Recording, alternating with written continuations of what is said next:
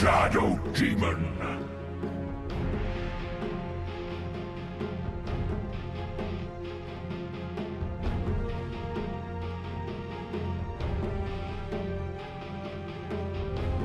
All right, and welcome back to the Chinese region. Some tiebreakers here for you today. The final day. This is it. We lied yesterday. Today. Or some. Yesterday. However, game 2, Team Bright, Aster Aries. Aster Aries on a 3-game winning streak over Team Bright. They're trying to make it 4. I'm going to take the 2-0. And taking a look at this draft so far, Lacoste, what are your thoughts? What's the analyst in you looking to say? Oh, it says Magnus was uncontested in the previous series, which is a little bit of a surprise. The hero was way too good. Remaining. Pass on, I would say. And Morphling third phase. Remaining. I guess they're prepping for potentially like carry Morphling. You also turn into carry Magnus, but even if it's offlane mag, you turn into him. You have Skewer, you have Empower for yourself. And then you have like 600 damage in the team fight. Okay. All right, all 600 damage. We'll see. Dire team back. Again. Just every time. Just techies all the time. Great. Amazing.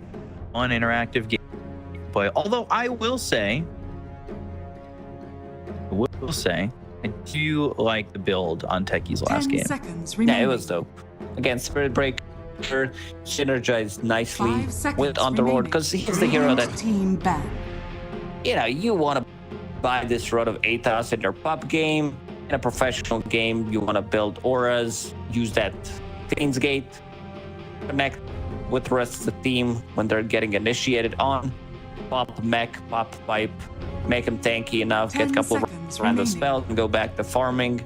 And that's exactly what Shanxi did in the previous one. Right. But techies, no real surprise there. The show is just too good. If he's available, you should pick it right now. At least for competitive Dota.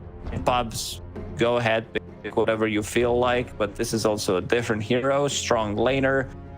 You've seen him a lot of damage, like right-click damage with those early stats, because he's universal hero now. Would you ever think of, I guess, Techie's just straight up 4 position? That's it? Never anything higher? Dire team pick. I mean, could be lower. Position 5 is also very viable. Tundra loves to run it as position 5 because they do play different heroes on position 4. One hero that we didn't see in China, at least from the games that I've been casting, and I've been casting with you only, so you probably haven't seen it as well. Position 4 Batrider, which is super strong. Yeah, hey, just the cooldown on Lasso these days feels very strong overall, right? Like you can kind of get this build ready to go very early on, and it's such good control for the team. You can get these pickoffs and really start to snowball out of control. So they have no control on Bright other than RP, which is very difficult to kill Void Spirit off with. Right. Let's say group up techies with one blast off is gonna make a difference. So this bounty will show where Keeper of the Light and Shadow Demon are for techies and Void Spirit. This is a good pickup. I like what Team Bright is making. Adjustment in the second game, Keeper of the Light plus Pango, one of my favorite combos pretty much of all time. As Pango is played as a core with this Diffusal Blade, Morphling does not like to play into, lower the cooldown on it, makes the hero insanely strong in the mid team fights.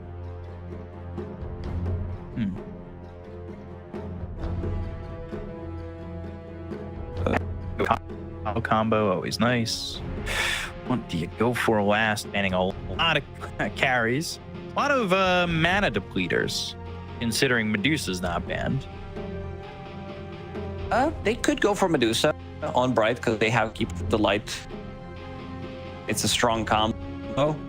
So heroes still kind of exists, right? I'm not sure if China toyed too much with it. They want to go with Medusa as a carry. Other heroes that are still in the pool that could cause some problems for this Morphling. Well, coming up from the carrier role, there aren't many available because you are looking into some like mixed damage, mana burn. A lot of these have been banned out. Slark, 10 Void, seconds remaining. Anti-Mage. I'm not sure if Aster Aries would pick Mars. This hero is just Garbanzo right now. it's impossible to play it. It feels like you need an extra item. If you use your arena or your spear, you're not existent. Position 5 player is going to deal more damage than you. Garbanzo beans. Man, I mean, I've seen Mars work with a couple guys, but like you said, it's not exactly that amazing hero at the moment. There's also, again, Naga Siren for Team Bright. If they want to go for it, might be too slow of a lineup. Since you have Magnus, you have 2 supports who can easily be ran over. A good thing for Bright is 2 supports are extremely good at stacking, and you also have really good heroes to take the stacks with. Magnus, Pangolier as well. But what is that last hero that Aster Aries is afraid of? All these carries, Jesus. Team ban. Medusa, okay, sure. I mean, I guess it makes sense at this point, right? Like, you're banning out all the Medusa counters, you might as well get rid of Medusa as well.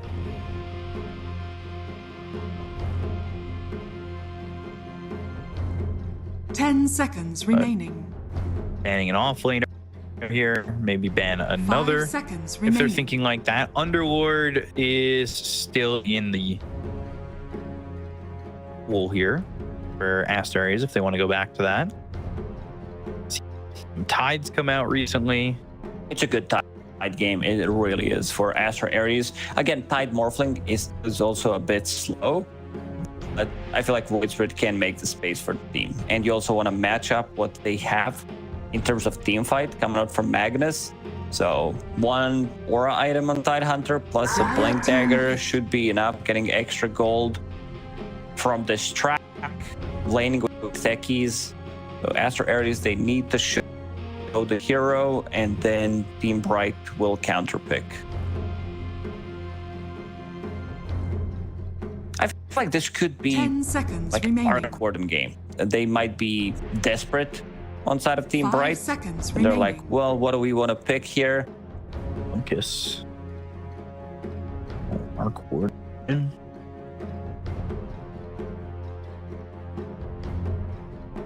They played Arcorden? They played Arcorden 3 times and lost all 3 of those games. You remember the first day, this is their first showing, they used Arcorden 2 times. Yeah. Oh, okay. Not the hero that I expected. Hero that doesn't have too high of a win rate right now.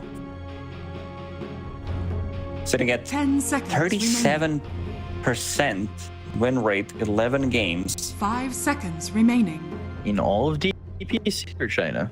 All of DPC. This hero is not picked too often, for a good reason. Got nerfed way too hard. There are these better offlaners. I don't know. If there's like, I'm seeing maybe a Monkey King for Aster Aries.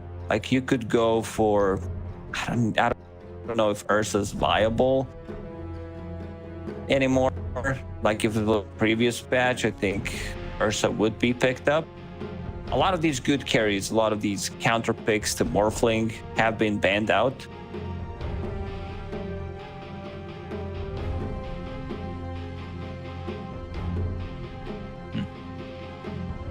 Does Ursa really do that well in this matchup? I'm just thinking, has Ursa even been picked? He's been picked decent amount of times, 26 times, to get also 38% win rate. So not the greatest, but yeah, there's also... Yeah, I mean, we did mention a couple of these heroes.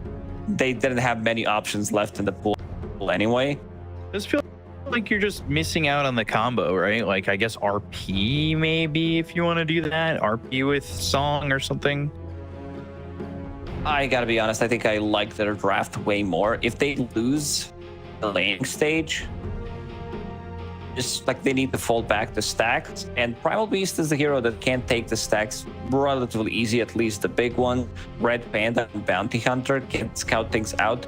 This game could easily snowball out of control in like 20 minutes for Aster Aries if they're off to a good start. XWY already played Void Spirit in the previous game. This time around, he's going to be playing against Pango, which is an okay matchup. I don't think any of these heroes should die in it unless there's a rotation, because with the shield crash, with Pulse, there's going to be way too much damage mitigation. Right. But the hero that I'm looking forward most to see is Primal. Yeah, I think that's really the standout of this draft, right? Like, you got to make sure that you get a good advantage, because I don't know what Primal Beast does in a lineup like this, or, you know, in the patch these days from behind. I don't know what Primal Beast does. Name 3 spells fast from Primal Beast. Go. Without looking. Uproar. The Primaling. Primaling? Primaling, Onslaughting, Trampling. Rock. Okay, that's 1 out of 3. You have lower win rate than Wind Ranger in terms of guessing. You put me on the spot. It's not an easy one. I just was, you know, playing a stupid bit. QWER, and I would say 100%. That would have been the answer you would have given me had I asked you the question. I think that's the truth. Right. Sure. We'll have to think about it. I don't know. Let's see. Red Panda, he's ready to go. Stacking. This is going to be the name of the game for Bright. How much you can stack with heroes that are extremely good at stacking. Right. We might even see... Right. Yeah. A Red Panda blocking some of these big camps in the triangle. Body blocking, also scouting them out. Ooh. Like... Illusions should give more gold. Period. Yeah, I agree with that. 30 seconds to battle. If you're gonna be so free to use them, they should be a bit more punishment, right? Let's see if there's anything going on here. What's the build these days on Primal? Is anything different than what we used to see? Because it used to just be first item BKB, right? But like, it's not the same. Vanguard. And if you buy these items on any offlaner, it feels nice. Vanguard, get mana boots, so you're kind of unkillable for the good 5-10 minutes of game after you pick it up. And then you can disassemble it. I still feel you could get like drums, so it's gonna be fine. Undying, yeah, and this is back to game 1 for him. First blood for the Primal Beast. That's a good way to start it. Especially not hero you want to give it to, because Naga Siren into Primal Beast, he gets Vanguard early on, have some magical damage from Shadow Demon, from Shadow Poison, but he should be fine. Like, just 300 gold, less than 300 gold away from this Ring of Hell, and then it's gonna be all pain in this laning stage. So giving away immediately that they've got a sentry down, by the way, over in the top lane. So we'll see what Red Panda can do about that. Try and get that away from the lane. It's not going to be easy. But once this Vanguard comes out, pretty much Primal Beast can stand here and trade, right? Naga Siren can't really do anything. Mid matchup is going to be trade off farm, Crash, Resonant Pulse, unless someone makes a huge mistake. Maybe if Pango gets caught mid-air with Remnant. But other than that, these heroes shouldn't die. So should focus on the 2 side lanes. I think there's a lot of kill threat coming out from Aster Aries in this bottom lane. Yeah. Shadow Demon, if he's got out of position, level 2. Started with the Uproar, so will not have Trample Onslaught available on level 2. Not as much kill threat as I expected. I can lie, when you were talking about the skills over mid, you were just like, yeah, CSing, right clicking, shield crash, resonant pulse. So you're gonna say resonant. Resonant Sleeper. Okay. Yes. Resonant. Yeah. Resonant sleeper. Imitator.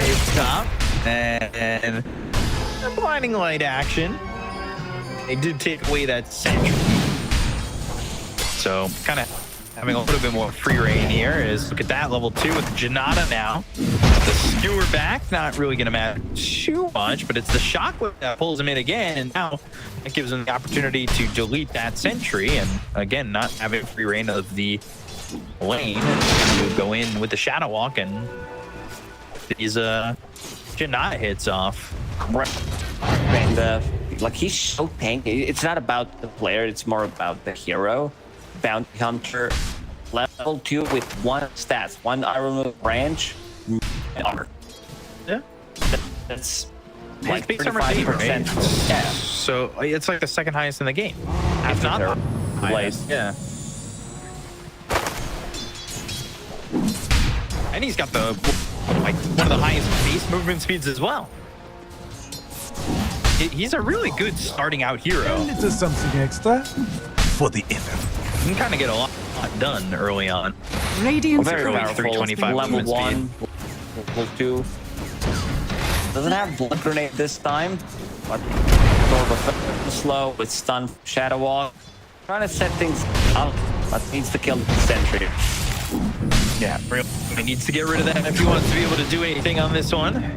But they're still going forward and wish to use that skewer back. So even with this tree down, abusing and taking that 12 gold.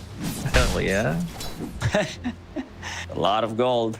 Red Panda making another wraparound, forcing them to use their abilities. Courier. What? Radiant's courier has been killed. There it is. Range Bounty Hunter. Yep. Ace attack range. Very high, apparently. And pulling these creeps. Making sure that if he's going to pull him that way, they can't pull the creep themselves on the side of Radiant. While bottom lane, TK dying here to HGT. Not who you want to be giving up kills to, but the trade will be there for Shanxi on Undying. It's a good trade for Aries. You push Primal Beast closer to level 5 with 1 stun on Naga Siren. You could get a kill. It's just like he's gonna use 1 more temple with Sticky Bomb, but Naga Siren's gonna be down to half HP. Doesn't have any region left available going into Power Tread. So after that, when you reset, you're gonna be looking for a kill on He2T. Red Panda's still holding on to the sentry, but now he's got that level 2 in the Janata. So 20 gold. I'm a big fan of that stat at the end of the game. How much gold did I steal? You And played bounty 2 out there. digits. And I still go. Radiant I stole 68 gold. Got him, what idiots. Stole 1 brand from him throughout the whole game. Hell yeah, that's what's up. Oh, look at that. 20 gold for shield crash, swashbuckle disruption. Not really worth it in terms of the damage department. Rolling thunder used, and all right, Phoenix. We're gonna spawn. XWI should be able to pick it up. Aster Aries, they are the ones Maroons, Blinding Light, DK. And of course, use it to take it away from Phoenix. And also forced to use Blast Off. Undying, he's chasing him. 3 stacks, 4 stacks should be fine. Oh, let's see. 4 stacks, there's the kill. Can Red Panda get the trade? It should be fine in terms of getting the kill. That's what I meant. My time is Did the mat already in the head, gets the kill, dies. Too bad of the trade. Irving's getting some farm and stop playing on Magnus, finishes off his Fang, has that extra sustain. Jesse on Primal. And what are we seeing from him so far? Vanguard or King Boots? Okay. Radiant's got that bottom tower pulverize. is under attack. Dire are scanning. Pulverize pierces debuff immunity, but is it going to be good enough? Radiant structures are fortified. Can you sustain it? Ooh, Undyne? Dun, dun, dun, dun, dun, dun, dun, dun. It's wisdom runes, and that's really big. We always talk about those first wisdom runes and how important they are. T2T is gonna die bottom. They're gonna chase him down. Life is very important, but no boots and bounty. Okay, he's fine. Radiant's bottom tower is under attack. There's gonna be another rotation. Oh, He's hey, coming. just straight up dust. Yeah, the sentry down. Never mind. And the sentry down. I'm like, damn, that was great. That sticky bomb. He did coming back in. I don't know if that's where you want to be, but you do have Phoenix. Swashbuckle, pulverize on cooldown for another 3 seconds. So bumped, and dead. Good roll from Phoenix. Yeah. Gets the kill there. Gets the last hit as well. We'll push him closer to his diffusal blade. He needs to be the one who's active. Same goes for XW. I think that we've said that a lot. A.K.A. does a bottle. And gonna give him empty bottle. XWY double damage now available. Ooh. Sticky bomb. And you're gonna stay for these wards. I'm gonna make sure to get the kill. TK with the blast off hit. Yes. That's a bit of a kill steal for sure there. Disruption, swashbuckle, disarm, and well, Phoenix having to run this double damage, doing a lot here as they've got Red Panda, but missed the Remnant, but with a Shadow Walk, oh, the RP on 2! Saved him with a skewer. RP doesn't do enough just yet, but XWI eventually falls to Undyne, and there's the sticky bomb. Red Panda trying to dance around here as they get the dust off. And we'll farm the stacks now on Irving, maybe. Phoenix could be the one that actually takes some of these stacks with Swashbuckle. Has mana sustain from Chakra Magic, which is level 3, and Phoenix gets a solo kill. Okay. These are some, like, I would say very uncharacteristic kills that they should be getting right now. These are some solo kills. This is really good coming up from Phoenix. 10+ minutes on the Diffusal Blade, ready to go. No mana from however, but does have that mana sustain from Keeper of the Light. Bottom lane, Aether Remnant, waiting for him to come out of the disruption, and XWY will get back into the hot seat with that kill. But they brought 3 heroes here. There's the Ensnare, Swap, Rolling Thunder, XWY in trouble. He just have Assimilate, and another Astral Step. Which way does he want to go? Goes across, has the Resonant Pulse, has the Shield, Trample, Imitator, getting low, now they've got the Onslaught, Pulverize, uh-oh, this is a problem, but DPC needs to survive. The Solar Bind slowing down Shang-Chi and making sure that, well, nobody dies on the side of Team Bright. They needed some extra damage. They needed either Bounty Hunter or Techies to be there. Techies with a couple of sticky mines should be enough. No skewer, it already has been used. It's the big ball bounty on level 4. No way. Reduces the cooldown of that skewer. One second to get out of the trouble. And is he away? XWY now chasing Adaptive Strike. That will get the kill. Ooh, finally finds it.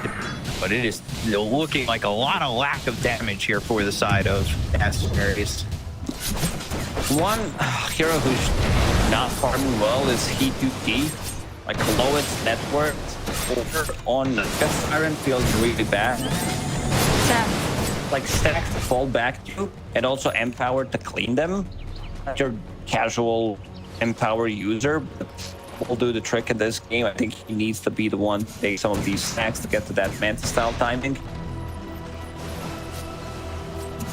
What's he looking at right now? Yasha, kind of not that fast at the moment. The lowest armed core, that's for sure. 8 stacks. These ancients, they can't even fit in their own camp. We mentioned it.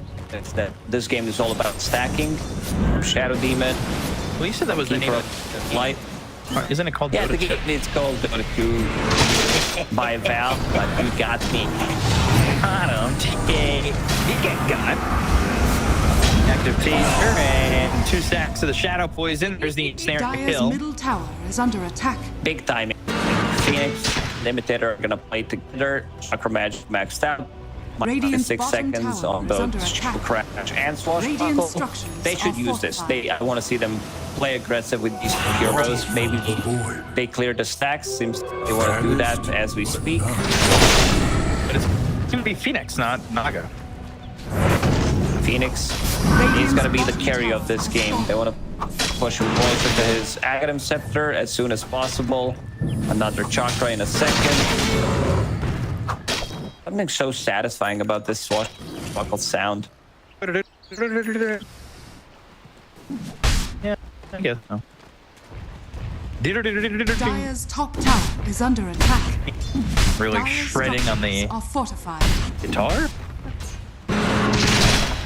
Mandolin. These are the guns, I think, he's holding. The guitar sound when he does. Dire's top tower is under attack. Dire's top tower now. has fallen. Yeah, well, you're probably gonna see Radiant him structures mid. There are 3 fortified. heroes here. You might try to step up in a position. Yeah, it's like a very quick strumming of the strings. Yeah, you're right. I've never heard it before, and I play Pango like he's one of my most played heroes. I guess focus on the gameplay more than sounds that hero make. That sound design in this game is good. It's true. We'll see. On a purge, astral step. That's one that's new. Simulate, not on the high ground. There's another swashbuckle shoot. Crash X, resonant pulse. Going thunder, and with thunder comes a lot of lightning. And Radiant's well, middle lightning's got a tower lot is of under energy, attack. and it's a lot of damage, which is energy, and they get that Radiant kill on are XWI.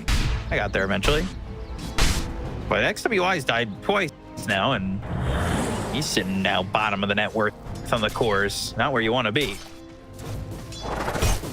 Phoenix is destroyed in this game on Pango, playing with Keeper of the Light. Still morphing it, farming, so that's fine.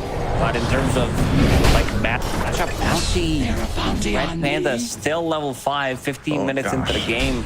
Yeah, they really want this track to start getting anything out of it, but it seems like in a lot of bounty hunter games, when you don't get this track quickly enough, you really start to lose out on that potential. Like it never comes or it never catches up. Bounty just stays low because he's a 5 position, right? You're not getting the level 2 track or the level 3 track at that point in the game.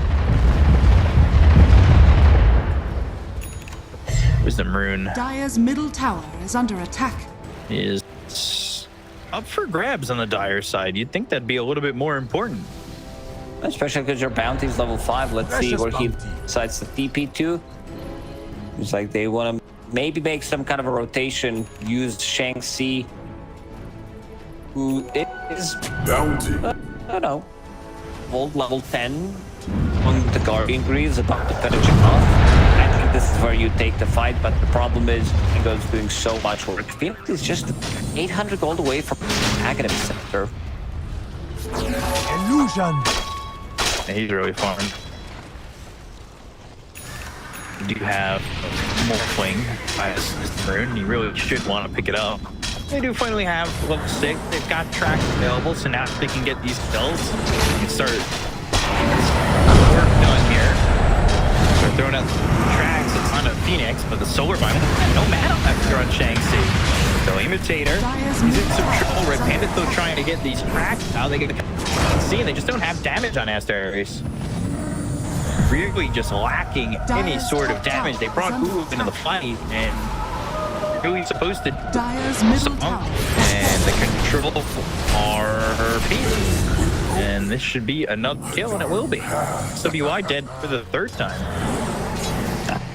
It's really bringing in some interactive gameplay. Aghanim Scepter done. Does have Empower, does have Aghanim Scepter. This is gonna hurt, and Pango's not afraid of any of these heroes, pretty much. He can overextend and get out of the trouble with one Disruption, one Chakra Magic to lower the cooldown of his abilities, and other cores are catching up. Like, there's 3 cores from Bright that are on top right now. The boy has nothing. His network is being double teamed by his opponent. It's really not going well for him. There's always that point where we're going to get that axe, right?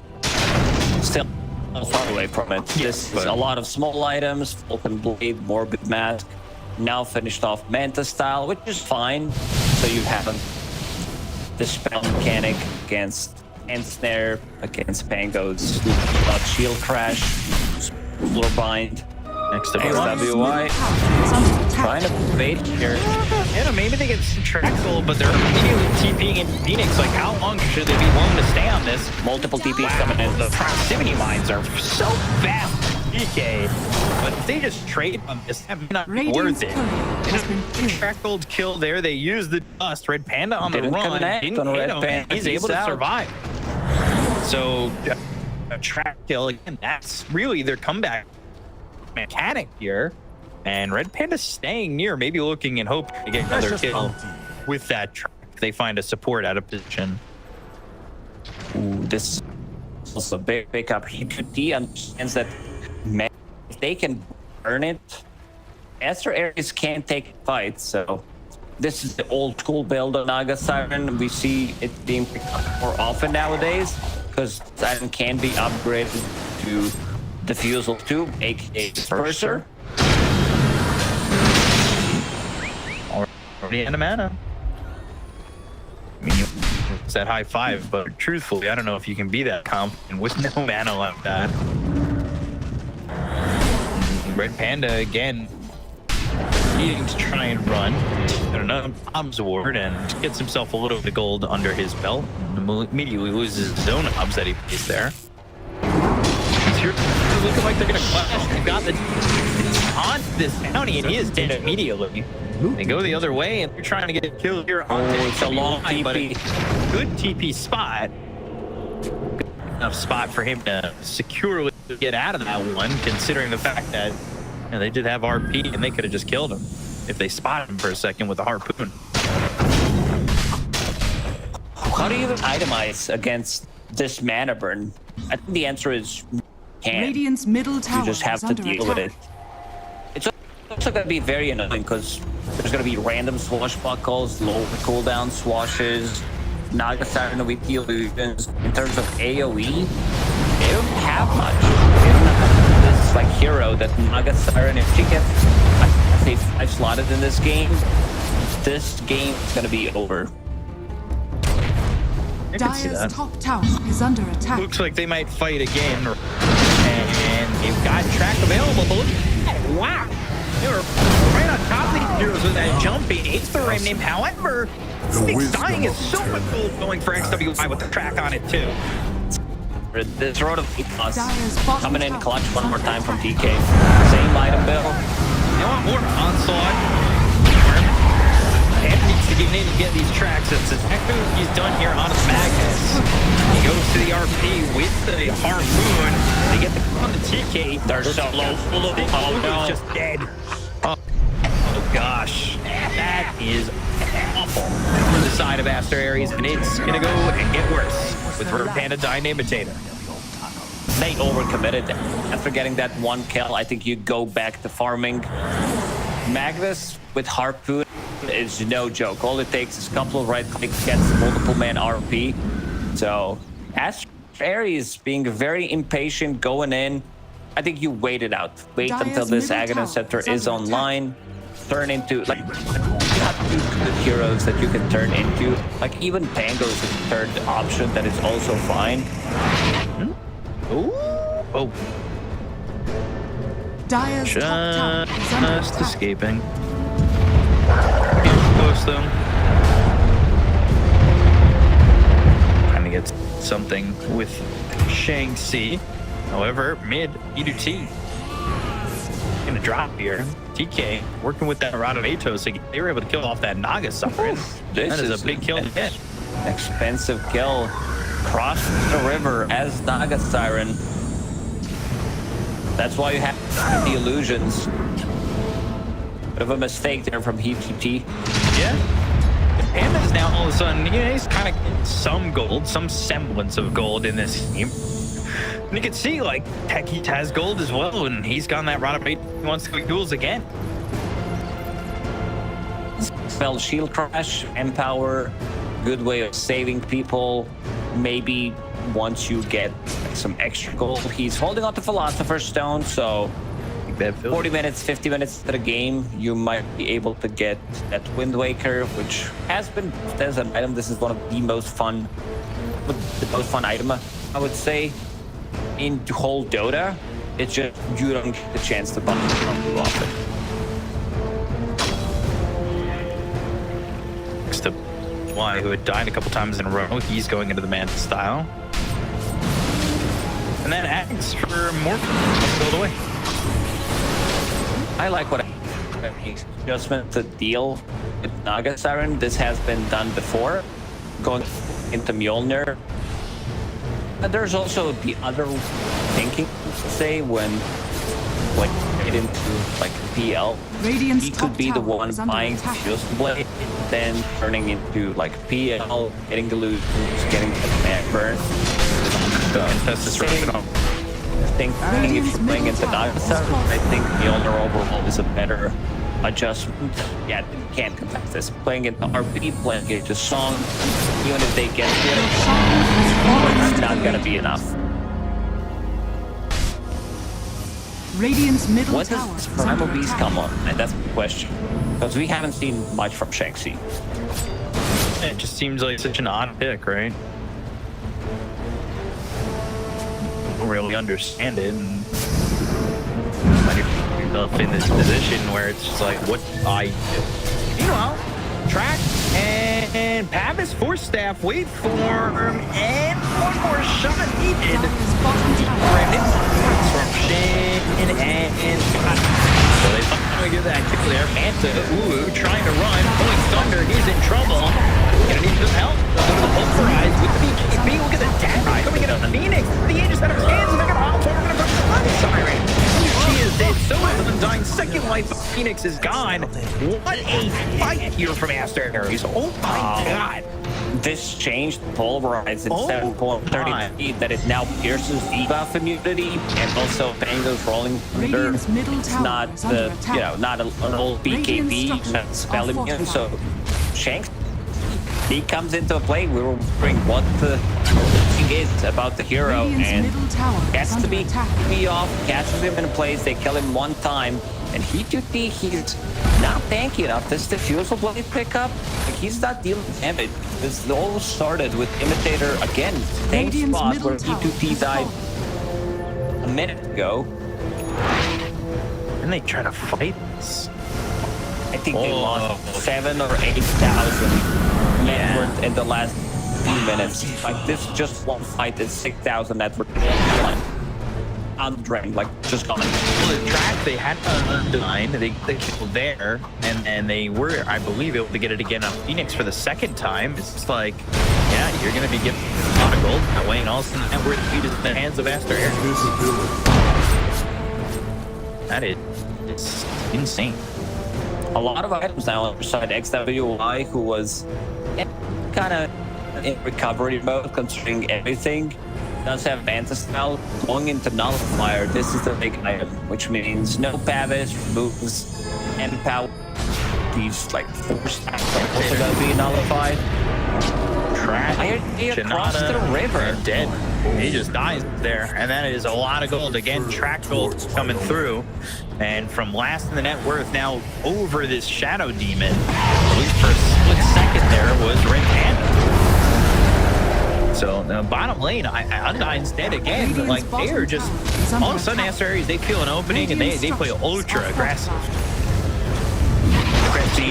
These kills right are falling apart, like the decision making, it feels like they don't know what to do. Now, Aster Aries, like after winning 2 fights in a row.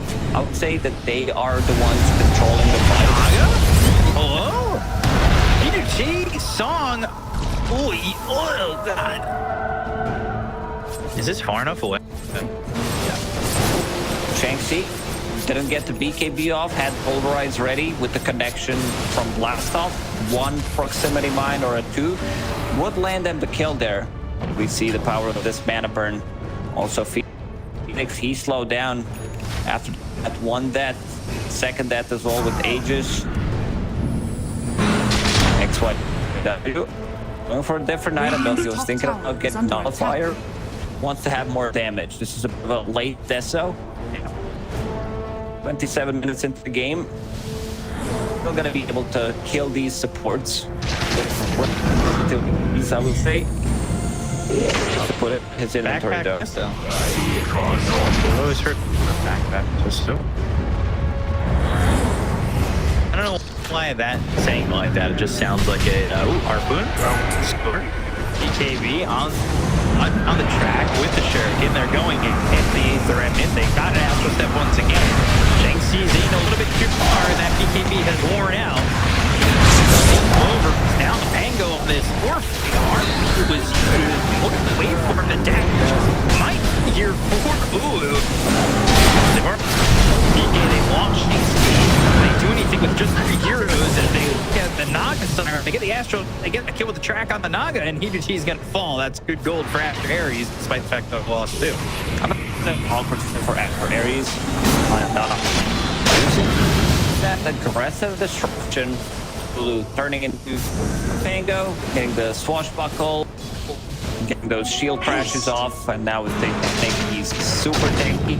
They get damage numbers, like the highest amount of damage was dealt by Magnus in the previous fight, which is pretty nuts to think about. This offlaner with this new build, Manta style as well, I could get, like he can dodge some of the things, like he can dispel with reactive.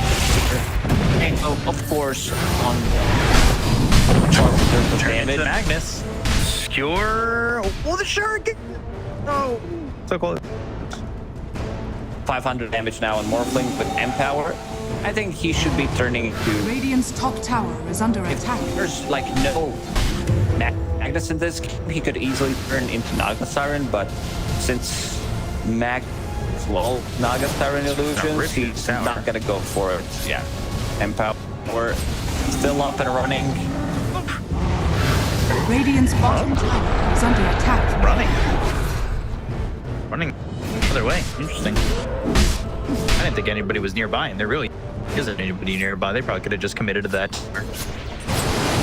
We see it. They don't.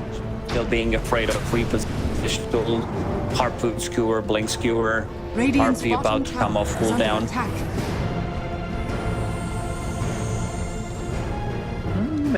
Caught that on. This was just there. Dire's middle tower is under attack. Radiant's spot hit. He swerves under the tier 2 tower, and they've got that trap now. Manta to get that track off. Dire's top tower is under attack. Doesn't look like the it's coming through the. Here comes the big item on Morphling. Maelstrom now gonna be the old new world soon with the amount of harm that Blue has. Should be up there in no time. And another XP rune that is about to be picked up by Ul. This is the second, maybe even the third one. So we'll push him close to level 25. Just cracked level 22. Wow. Yeah, considering that Naga Siren's just only about to hit level 18, of course, a lot of that gold is always created and generated by illusions. Yeah, the Naga Siren is different where you don't farm all the space we're getting from because of the illusions. Morphle needs to be there to get the farm. Radiant's bottom tower has fallen. I think that on tier 2. And Roche in 14 potentially. It's in Roche. It's the Roche. You just threw it into the microwave for 2 minutes and then. Under attack. Sounds so American. You guys love microwave. And there's a new one. with the Air fryer. air fryer. Yeah, I forget the name for it. Air fryers, I don't have one, but it's supposed to be good. You use like a touch of oil. It's not really like frying. It's healthier. We'll have to wait for some of the research to come through in a couple of years. Well, just like it did for microwaves. Everybody was scared of microwaving food. It's actually not like top bad. tower is under attack. Microwave food is bad. Microwave is not bad. Yeah, the microwave itself is not bad, but like you Yes. can actually, if you know how to use a microwave, Dire's you middle can tower is under attack. do some work with it. Not that I do. I cook my food in an oven, on a grill. Come in there. I just had, I just picked up some halloumi, cut that up into some fries, and then just boom, right on a pan. Sounds great. Oh yeah. Dire's Now I'm middle hungry. tower is under attack. Let's see who else is hungry. Aster Aries seems like they want to take this fight. Roshan respawning in a minute and a half. A couple of bombs have been planted by DK already in this area. Oh, the avoid guard the double proximity one. And they help out, pulverize, wait for him, backlines. He did snare the truck, but got the Guardian Greaves. Now they go to the thong. Oh, back end. Imitator. He's able to TP out. They've got the backlines without help. They have the track off to the bank, but he's able to get away. They won't line yet. So she's going to try and fight Wood. They've got Red Panda over and off. They go to the Radavitos coming up for teammate. Last off. There's the kill on the teammate. Red Panda. DPC sitting low. Eventually falls to Ulu, who pops that satanic. He needs to heal up, but the Will Whip is there. So they have the control. He's dead. XWY falls too, and that's a full team wipe.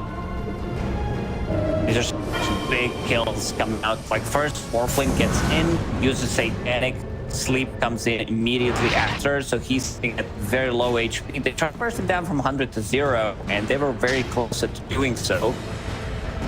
Well, the XWY, I think Shadow Demon needs to be taken out. They need to find him, go some kind of a wraparound, and kill him off immediately, because he's doing a lot of work. He's the hero that dealt most damage in the fight. Spamming the Shadow Prison, using Disruption on Morphling, or creating illusions of him. Proximity mine. Reactive taser, but Guardian Green is not enough, but they are going to lose Irving. And pulling Thunder to leave here for Phoenix. Not that kill on Irving. Yeah, but Shanty needs to get another item. Like, his next item needs to be super impactful. I see Kaya Sanj. Okay, I think Shiva's Guard also could be the big one to slow them down, reduce the healing coming up, keep up the light.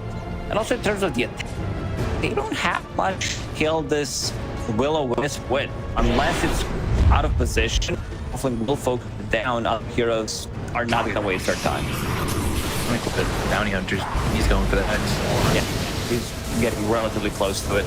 He's 2,000 gold Philosopher's Stone, and Radiant that's are actually Then to go to the pulverize, you can see threatening the onslaught will that stops some of the control by the BKB. It's not going to matter. You're singing the song of the siren. Oof. Just getting away. Will-O-Wisp is a big nuisance in this Aries summit. lack of damage. They need to lose, but Song of the Siren, he does not have a BKB available. Bite him and Manburn. It's been causing a lot of problems for him.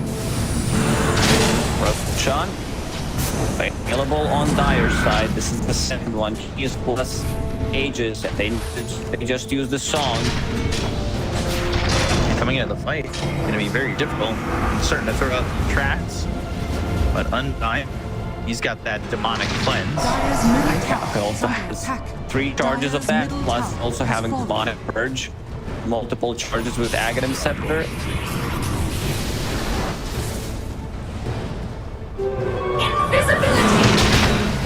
They've got the proper vision, but there is a reward that's being shown off here as illusions take out that observer ward.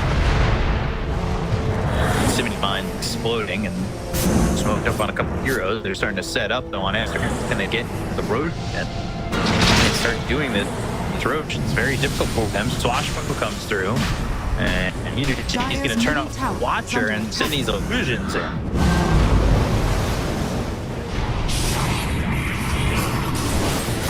B is on back available on Primal Beast. Which means he can go in for the pulverize. They have the actual step. He goes for the roll up. The RP. Oh, again, the rolling thunder, but now the pulverize. Lewis is down, but the damage is lacking with the pulverize, and then he needs to run. They got against Phoenix. They took the go out. So can they get anything more from this? Is able to run away. Primal Beast is out for now. Blast off misses. Irving's dead from Yule's up into the air. 4 stacks of the Shadow Poison. They'll take out TK. And a couple Lotus Petals picked up as they go to the song. Solar Bind that lands on XWI. But he's invis thanks to the Shadow Blade, and I don't think they know they caught him. So it turns into this Bangalore. They go to the Onslaught. That will be short of the Rocky Bridge, but the Blinding Light pushes him up there. And they start to retreat, but this should allow them to go for Roche. Yeah, without Magnus, without Mango, like, they managed to burst Magnus. He goes in, Shanksy pops his BKB, pulverize.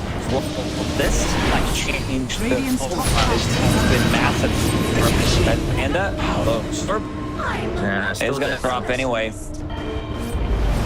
Now, knock it back. See if they can get this Aegis. I don't know if they can. Shanksy doesn't have much mana to work with. XWI, their mana getting all these illusions. Mango online in 10 seconds. With a hitter. Get your no, they don't have recall. They don't have the shard. Before the light. And they get the Aegis into their hands to lose. But now you're going to look to just fight, right? He's trying to get in here. They find themselves this couple. They go to the Rod of Aegis for the disruption. There's a roll going to come out for feet. And they put the Lincolns onto him. Can they get this kill? They'll take out Imitator. Swashbuckle, shield crashing, killing off TK. And now they look at XWI, who's Envy is the value back to back for this. He needs to get out that he will. Like, not your usual build, and your cores are not going to be bumping dust at this point of the game because they're pretty much 6 slotted. Naga Siren is Pango.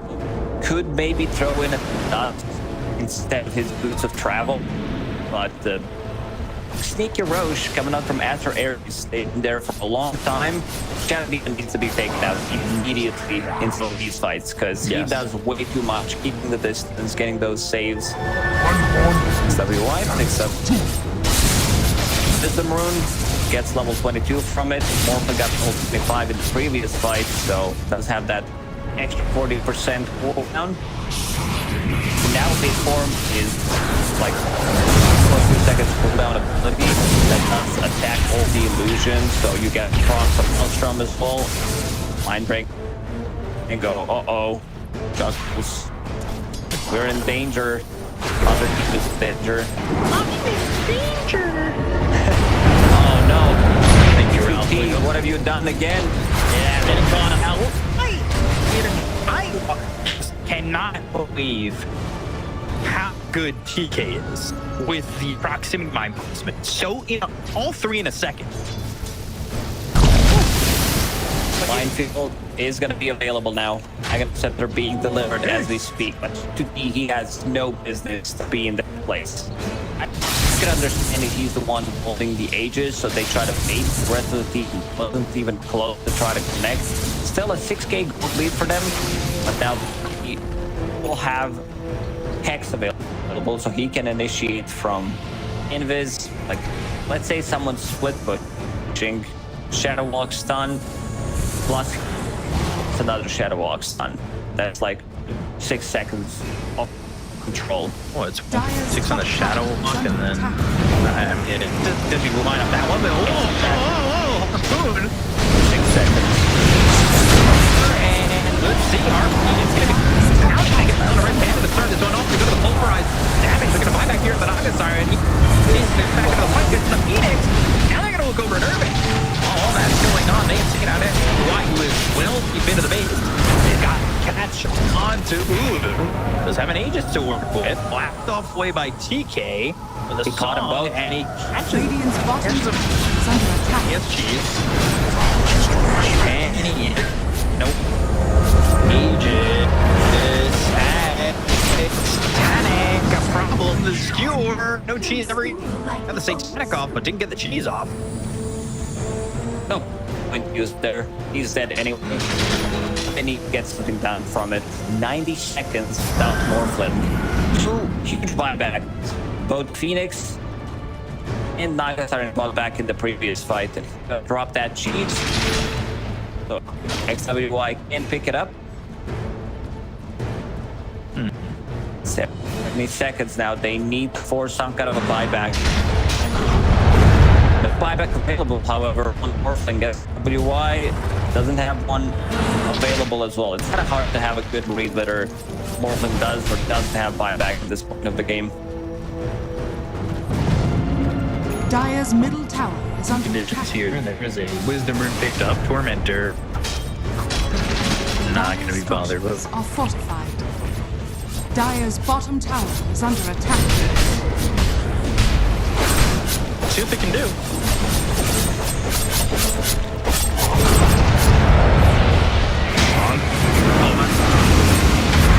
With DPC, Astro Stack comes in, points under that lands, goes into the ceiling. They've got the pulverize onto the magnets. It's going to be Shanksy in a lot of trouble. Will-Wisp is they asked for him, and he's unable to do that. So Shanksy's dead. He's got buyback, but there's a toasting minefield side down. Dire's bottom tower. And that's the tier 3 gone. Break the high ground first. But again, you got to remember that he didn't buy back on these heroes. So if you don't make it out of this when the Morphling comes back up, you're really asking for it, especially with TGT chasing that Texas for a second. They're looking for an opportunity. Shanksy, they get the got good that. initiation. Shanksy will buy back. It's on to Irving, and they start to back away. Morphling Dire's bottom is barracks are not under attack. committing to the engagement. Dire's Swashbuckle bashing. That being a little bit depleted. Naga Siren still sitting towards the back here. They pop that LinkedIn. They've got the Rod of 8 Ghost. There's the wave forward. They've got Ghost. Storm bad into the Magnus. They go to RP, but it's only out for Techies. They will go over this Naga Siren, but the disruption's there. They've got the save, and there's the Will-Wisp, and they've gone to the song. Minefield side! It was worth value! He goes down. Oh my god, it activated and blew him up. I cannot believe it. They are gonna take out Imitator. And they want to get more Phoenix. Yeah, I Can they they get kill him them as well? both. That's just the game, right? They both fought back before. They Yeah, can run through Roshan's these not the towers so respawn. fast. That's 1 minute and 40 seconds. That was such a nice play from Ulu. Turns into Magnus, gets the skewer back deeper inside the base of BKB. Shadow Demon try to buy a little bit more time with this disruption, but still not enough. They do have enough damage coming out from Morphin, who turns into half mana already. Look at the damage onto Irving. The kill, the fight Phoenix, and for the base. This unit can only see so much. Will-Wisp is down, way for the edge of the Will-Wisp. It's got the Phoenix, the Astral Step, and Harpoon. There's the kill on a Phoenix. Taking the Will-Wisp, they'll eat the cheese. At 2 minutes without Bango, a minute without Naga Siren. So they get cheese. Morphling was back to full HP, full mana. Now they're gonna clean up. And Disruption waited for its skewer. That lands, and that means he's dead. GG's gonna be coupled. Aster Aries threw him over right again. Radiant's middle tower They win that $1,000. Crazy game. Like the second game was pretty damn nuts. Because you a lot of mistakes. You didn't know which way it's gonna go, but some really.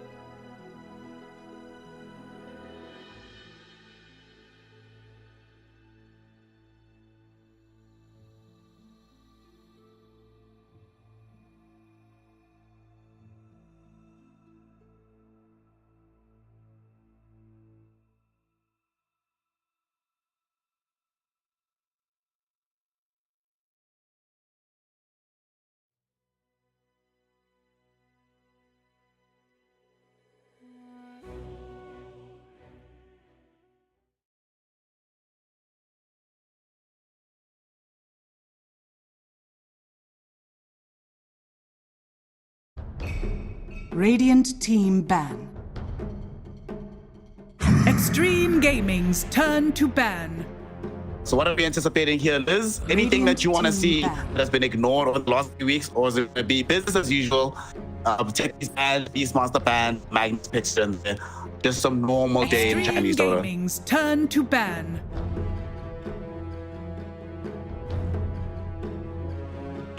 I think just a normal day. I was muted because my dog is barking already 7 a.m. inviting people to go to work. Anyways, yeah, like Alchemist banned out already. What I was saying is, yeah, everything is the same. Good thing I was muted. 5 seconds This hero fell off at the end part of the season, right? Like he wasn't banned out or picked up in the first place in Pugna. My God. Wow. Okay. They really don't want that Pugna Storm combination. Extreme It's been popping off in a couple of games, but I don't think it deserves a first ban. Yeah, I'm also very reluctant to give Pugna that degree of regard. But Extreme Gaming clearly do, afraid of Somnus or Storm. They might have to deal with his Timbersaw though, as that's going to be our first pick. Ignoring Techies, ignoring Magnus. This was their big option. They didn't even ban Monkey King picking it into it, so they must feel very confident with the Timbersaw. One extra thing on the Alchemist ban, I fully agree, every other team is bad with it, except XG. XG literally is padding the stats of Alchemist almost by themselves to make this hero seem viable. I feel like this is the answer to Timber that we see very often. Silencer and Bat. I think those two heroes are picked into Timber, so basically you get a lot of control with Lasso later on. You get the global silence to deal with him. The last word is annoying. A lot of damage, magic damage coming from Bat. So if you're Timber, you kind of need to itemize into a Lotus or something earlier, which isn't that great. Free to do whatever you want to, and usually you just get damage items, right? Like you tank up and you get damage. Which one of these two openers I like more still, though? I'd prefer Azure Rays, I think. Like Timbersaw and Techies. It's yeah, two very strong boys currently in the meta. Both coming from the good old Goblin Workshop. You can purchase. Timbersaw was very expensive, but he cuts trees very fast. 10 I think seconds that's changed. I'm sorry, my alarm is going off. This is the alarm for the 5 series. seconds remaining. For the normal, it's a rolling schedule today, y'all. So that's why Lizard was caught a little bit off guard. But what can you do? Actually, We're here for these tiebreakers. Actually, not. So I was watching the last series, and when the second game was going on, I'm like, yeah, sure, Team Bright's got this. So I kind of put on the alarm just in case I snooze, just in case I fall asleep, because it's very early here. And okay, they lost, so that's the alarm. That's the safety alarm, basically. That's wisdom right there, because I went to make coffee. I was like, let me actually not make coffee. It'll be fine. This game's gonna go 3 series. I have enough time to wake up naturally. Then, oh snap! All of a sudden, the game is over. Team Bright just lost. Ended in a whimper more than anything else. Kind of disappointing. I'm hoping that this series does give us a bit more promise than that one. Maybe we'll go all 3 games. Azure, they've taken out the Snake Lady. She's also been demoted, I suppose, from first phase towards the second phase of banning and picking as time has been going on within the region. What do you think? Have people just been not feeling as comfortable with earlier phase Medusas? Do you think people feel that there's more answers to the hero than we initially assumed? Gaming's turn to ban. I feel that there are ways of dealing with her. Teams have adjusted to playing against Medusa.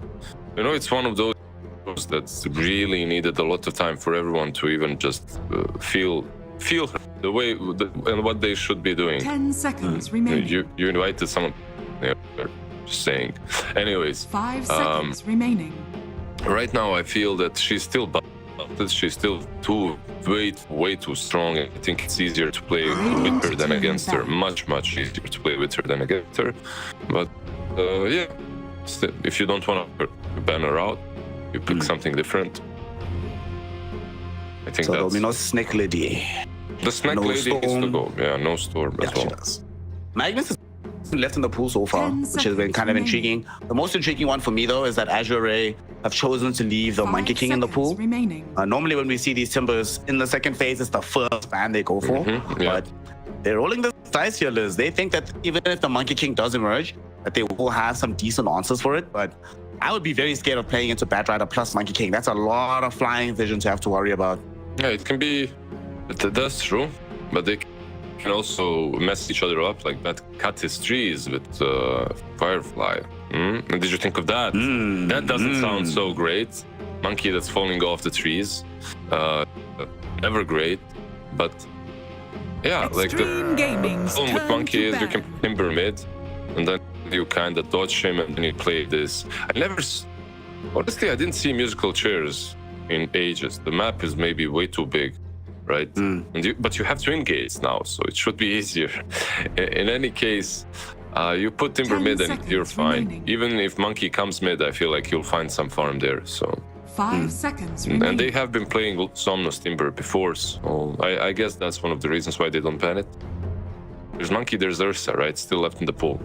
The Xtreme Gaming should pick one of these up, I'm sure. Let's see what Xtreme Gaming decides to go for us to pick first out of the phase, and also give us information as to where this Batrider is going. Presumably, they can just pick up their mid hero and keep that still a bit close to the chest until the end of the phase itself. But should be the support, right? Outside, wait, this was, besides JT, JT's the only person that played it twice, right? In the offlane, this Batrider. I have no idea, honestly.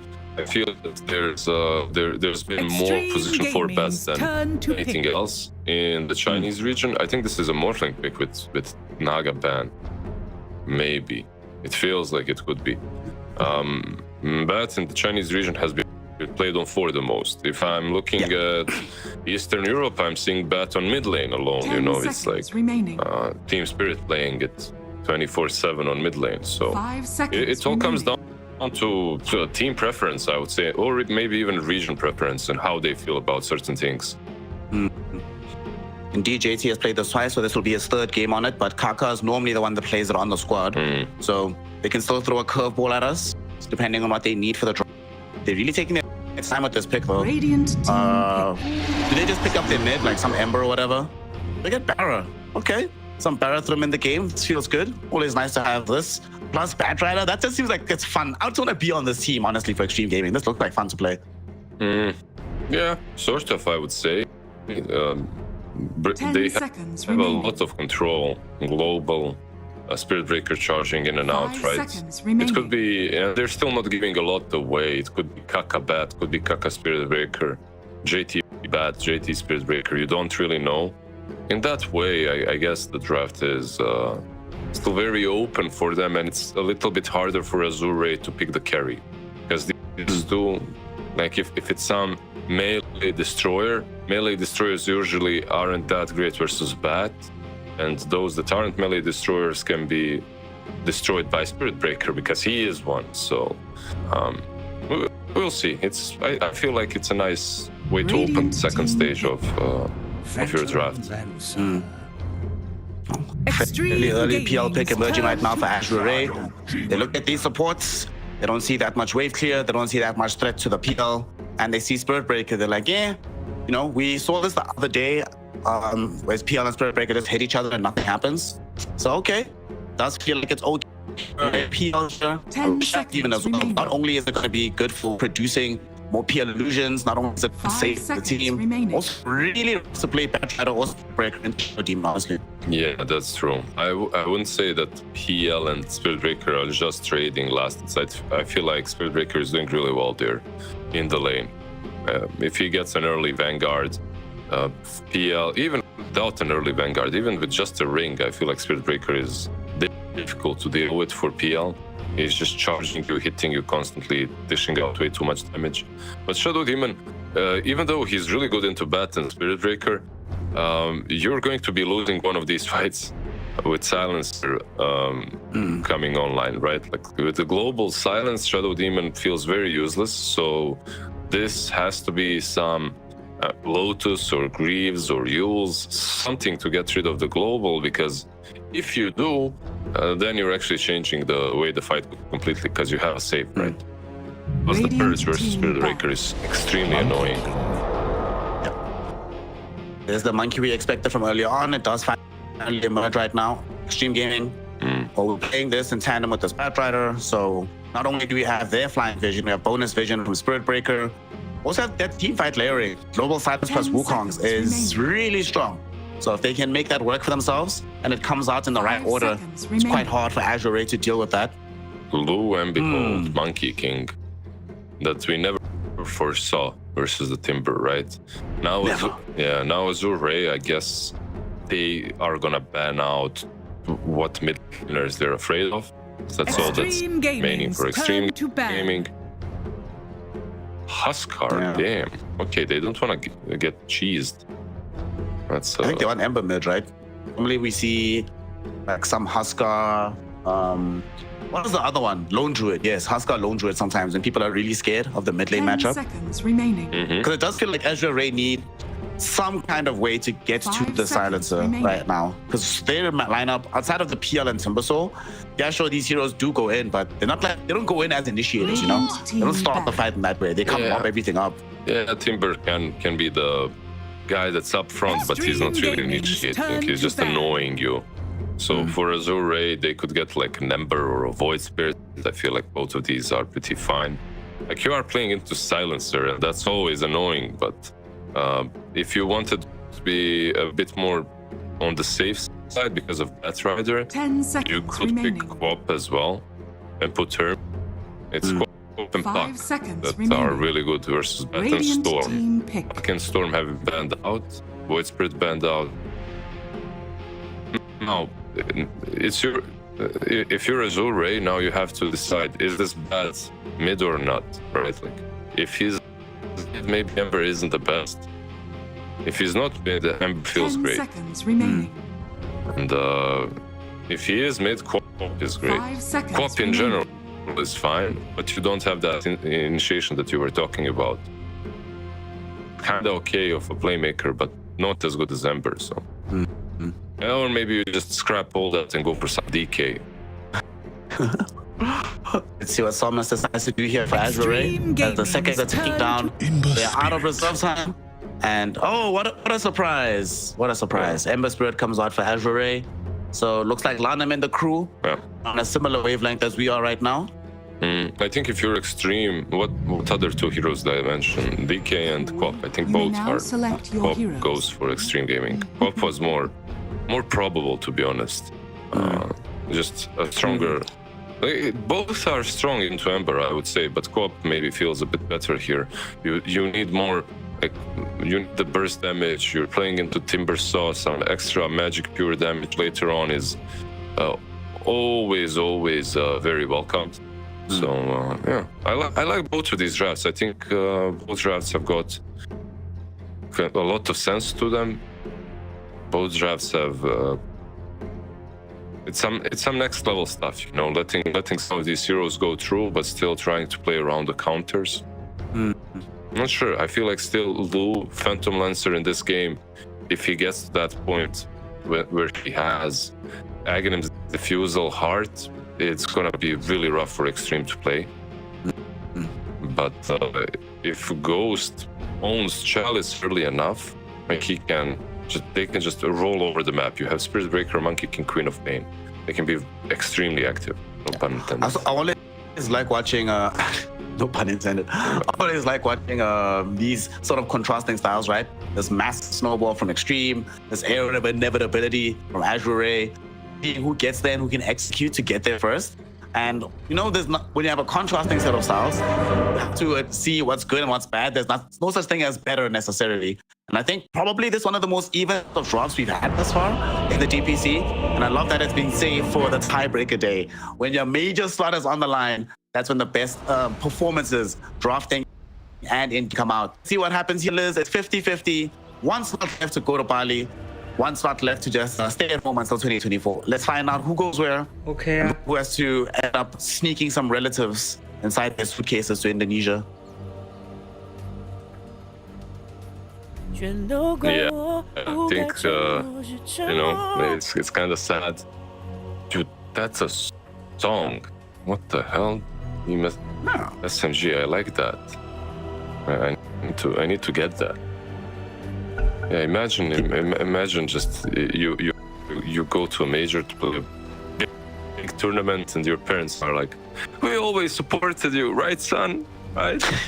This whole time, we were your biggest fans. Your biggest fans, always. We never plugged out the electric cord out of your PC. Never. We never shut down the internet when you were playing 12 hours a day. Never.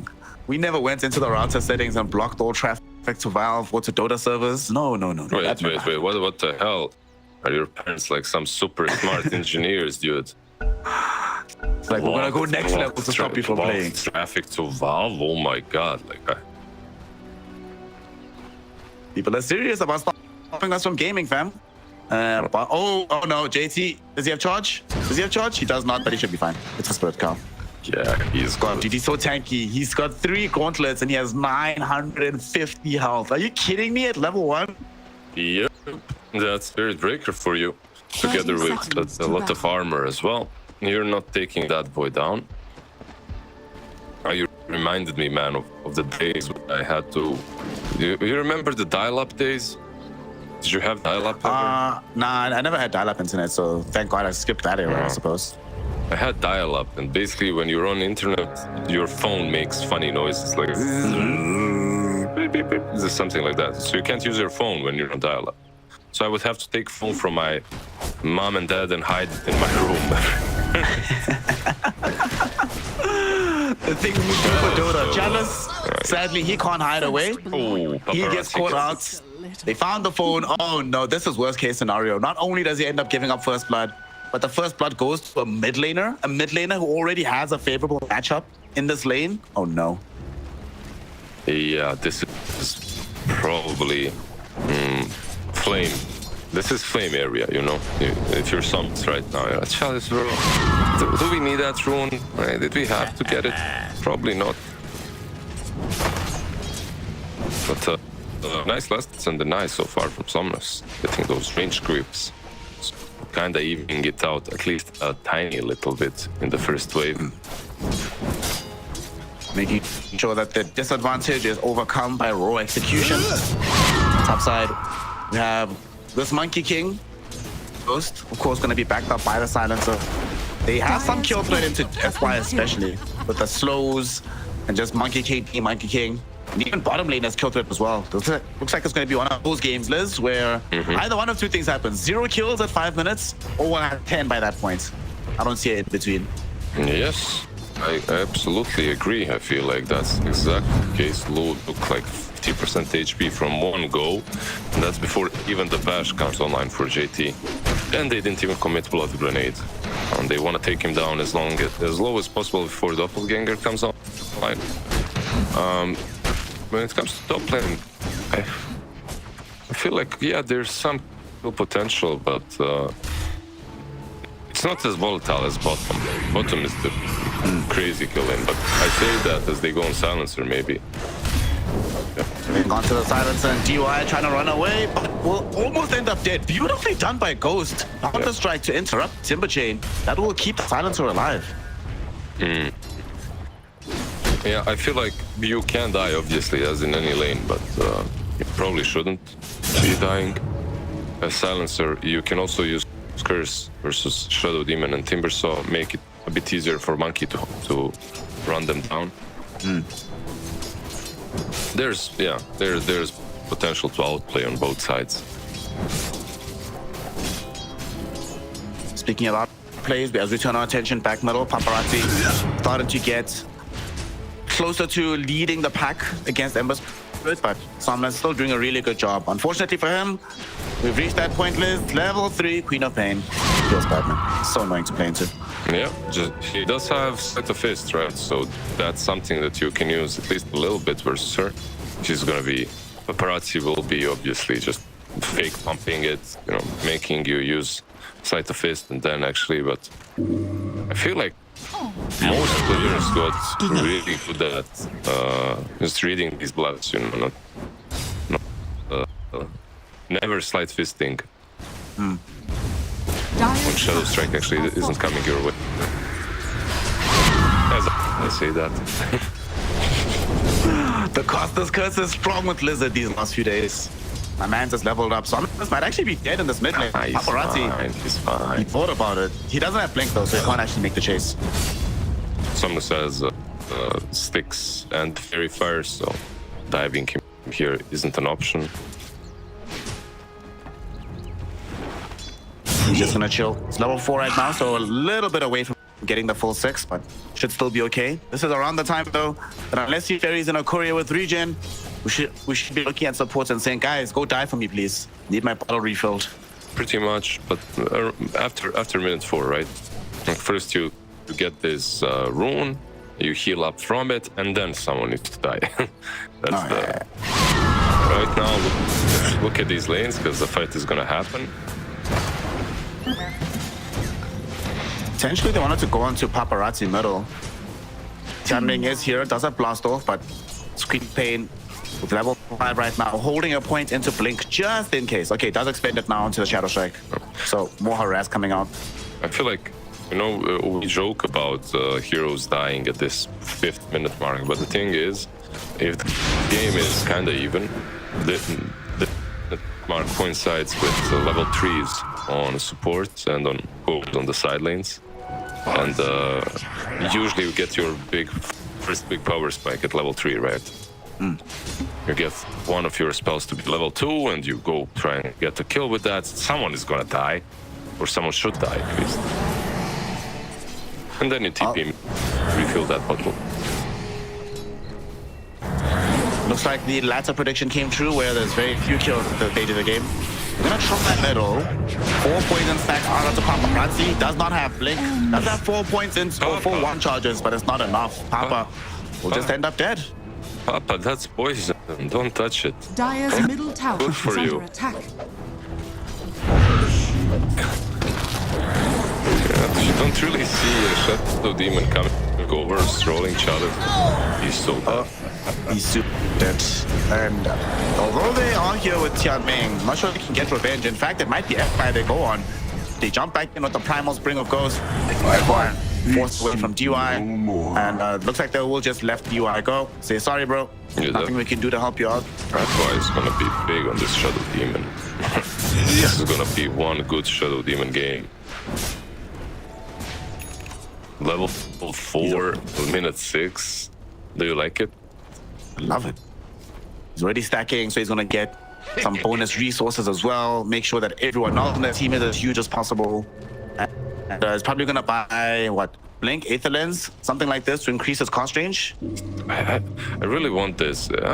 Blink Aether Lens, perhaps not, because you're playing versus Silencer. I feel like you can get one or the other, but Lotus here is very important, or something to get rid of. That global. Ooh, and you should buy it. We've already seen so many teams against Spirit Breaker prioritizing Dual Scepter, so there's a built-in way to get past it and good against SB. Yeah, I think that's an option. Blue is being Doven a bit on bot lane, so everyone is on top. This deal is kind of forgotten.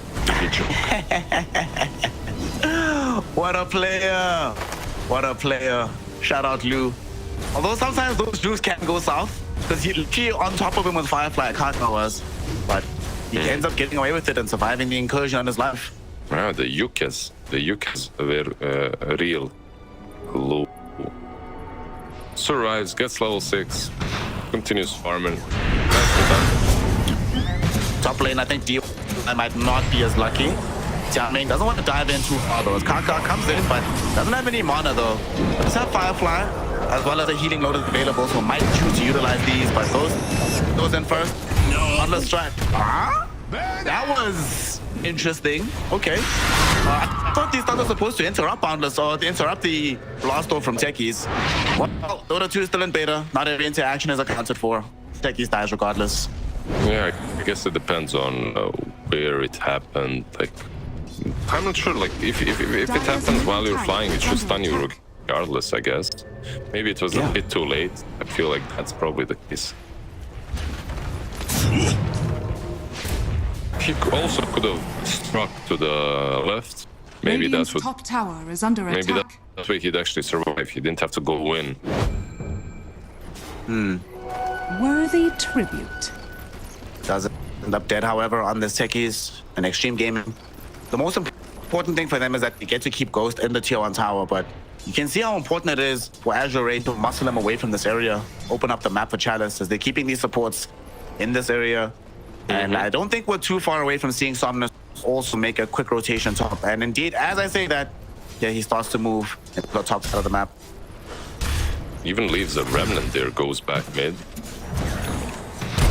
Just in case, he knows he can get one more creep wave, nothing's gonna happen on top, then join the fight. Bot lane charge, nothing's happening, but they don't get sorry, observer. Don't wanna trigger you. Just the charge. The good old charge. This lane, probably nothing is gonna happen on bottom, by the way, unless there are some rotations, JT and PL farming. Ember will come top to try and help out the technique. Unfortunately for him, Paparazzi willing to commit the Sonic Wave. However, Chalice comes in to help clean up DY. So 1-1 trade here in the river. Yeah, I guess it doesn't really change anything for either lineup all that much. Yeah, if he saved the Sonic Wave, maybe he could have used it on Timber. But if he saved the Timber, wouldn't join that fight, right? The reason why they're moving everyone on top is Timber usually wants to be a lane dominating bully that at this point already is taking down your tower, right? Like he's hitting it. But he can't do that versus Monkey. Ghost is just chilling and farming, and you can't really bully him out as a Timber saw. As you can see on the charge bottom, baited. Nothing's gonna happen once again. But yeah, but this time around, Batrider is around, so a kill is possible. We'll see. They both have their ultimates available. You've seen that back in the Spirit Breaker, so they certainly couldn't find a kill bottom. I would maybe like to see them try to get a kill elsewhere if they're really struggling with this PL, but at the same time, not in that much of a rush. Yes, they know that PL is going to be a problem, but Golden Cores are getting quite a bit of net worth. We're not going to be that far away from a Shadow Blade for JT. Queen of Pain already a third of the way towards the Aghanim Scepter, and Ghost is obviously farming the Battle Fury, so not that much emphasis for Xtreme Gaming to do anything on the map right now. They are. They do have global. I feel like I said, not a lot of impetus, no chances in the game, but they could use the global and the less so. It looks like they are moving towards good old Chalice. One of himself, a Sea Dragon as well as an Observer Warrior, so he is definitely in danger. The kill on Tech is on the other side of the map. The real big prize is going to be this Timber Sword. Chalice does end up getting brought down. Azure Ray, they smoke up Ember and Demon. They're gonna head bottom, and I'm not sure they'll be able to get the kill they want off of this, unfortunately. Unless he kind of charges through them, right? But see, they're even moving through the triangle, perhaps to ward it up first, check out those wards, and they check out JT. They know where he is. It should be quick. Let's see. When Purge comes up, Global Silence will be there, however. AT attempts to TP out. Will he get there in time? Yes, he will. The Global bails him out of trouble. Kaka, though, he showed up thinking he might need surrender aid. And all he's going to be assisting is the gold numbers of Azure Ray. As Somnus cleans up his life. Goes to get a shield into boot. JT lives, which is the most important part. Yeah. Unnecessary, really, for the plat to be dying there. Understandable, he TPs to try and save. The global they used, it was defensive. So, we can't use it again to perhaps kill Ember or the Timber Saw. By the way, Timber, the lowest score in the game when it comes to net worth. 12 minutes in, it doesn't really... It matters. It's not like a huge difference. Like, it's fine with gold. One good fight and he's back completely. Mid lane. Mid lane. Marazzi will end up in a situation where he denies the tier 1 tower. Very easily done by the clock. Gets away from the blast off well, so doesn't put his life in jeopardy to do so. The game is in the state in which you get hit once as co-op by this Ember Spirit and you lose a chunk of your HP. So, with corrosion, a phase boots, and a javelin, it really, really hurts. And Somnus, he can already start making plays on the map. I'm Dire's channeling middle his tower inner is Wind under Ranger, attack. going straight on the Ember Spirit. I mean, getting root against heroes like Queen of Pain, Spirit Breaker, that sounds very, very good. However, might also be rooted into position and kill both. He's going to throw the last two out onto the Ember Spirit. We'll see the first Wukong's command of the game come out. Somnus inside the Wukongs. They will the Shadow Demon saves to buy time, but I don't think Somnus lives here. He doesn't get out. The strike doesn't come in time from JT. So Xtreme Gaming has to end up fleeing away from the area. Somehow Azure killed both the Poles and the Ancients in both ways. Really nicely done by them. You could see the Ember coming into it just as we discussed it. There was no global, I believe, at that point. There is now. So if you're Xtreme Gaming, you can perhaps find the fight once again. But why Ember is building the Gleipnir that you mentioned, I feel like it's purely the lack of catch. You have what? Maybe Shadow Demon and Blast Off. Besides that, it's shit, obviously. It's gonna come through the middle because they're gonna utilize it onto Ghost. He tried to dodge it with the Mischief. Not gonna be good. So ends up dead. The kill going towards Chalice to finish off with the Chakram. That was a very nice gank because it happened just as Xtreme Gaming were moving on their own adventure top. They don't find this PL. As I've seen them go back into the wave to farm this. Oh no, Global Silence will be used as well to ensure they get this kill. They drop down the Sonic with two. Everything utilized, but does get killed. Unfortunately though, Kakao cannot because Chalice kills them all. AT in a similar position as put down by Somnus. So yes, they get them the PL, but it's not an easy or cheap kill to get. Very expensive for the Phantom Lancer. Yup. Very, very expensive indeed.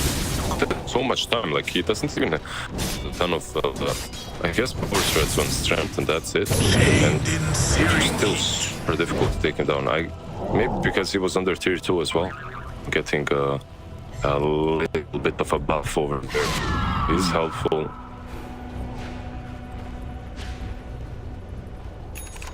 Staying alive is going to be getting closer to that heart that you mentioned. And here's a Lotus Soul for the Timber Soul. Just playing some more Dota Chalice, yeah. The game changes from the moment one of them has Lotus Sword. You can use it on as well, and perhaps the SD can go for more of a build that you talked about, the Blink, the Aetherlands.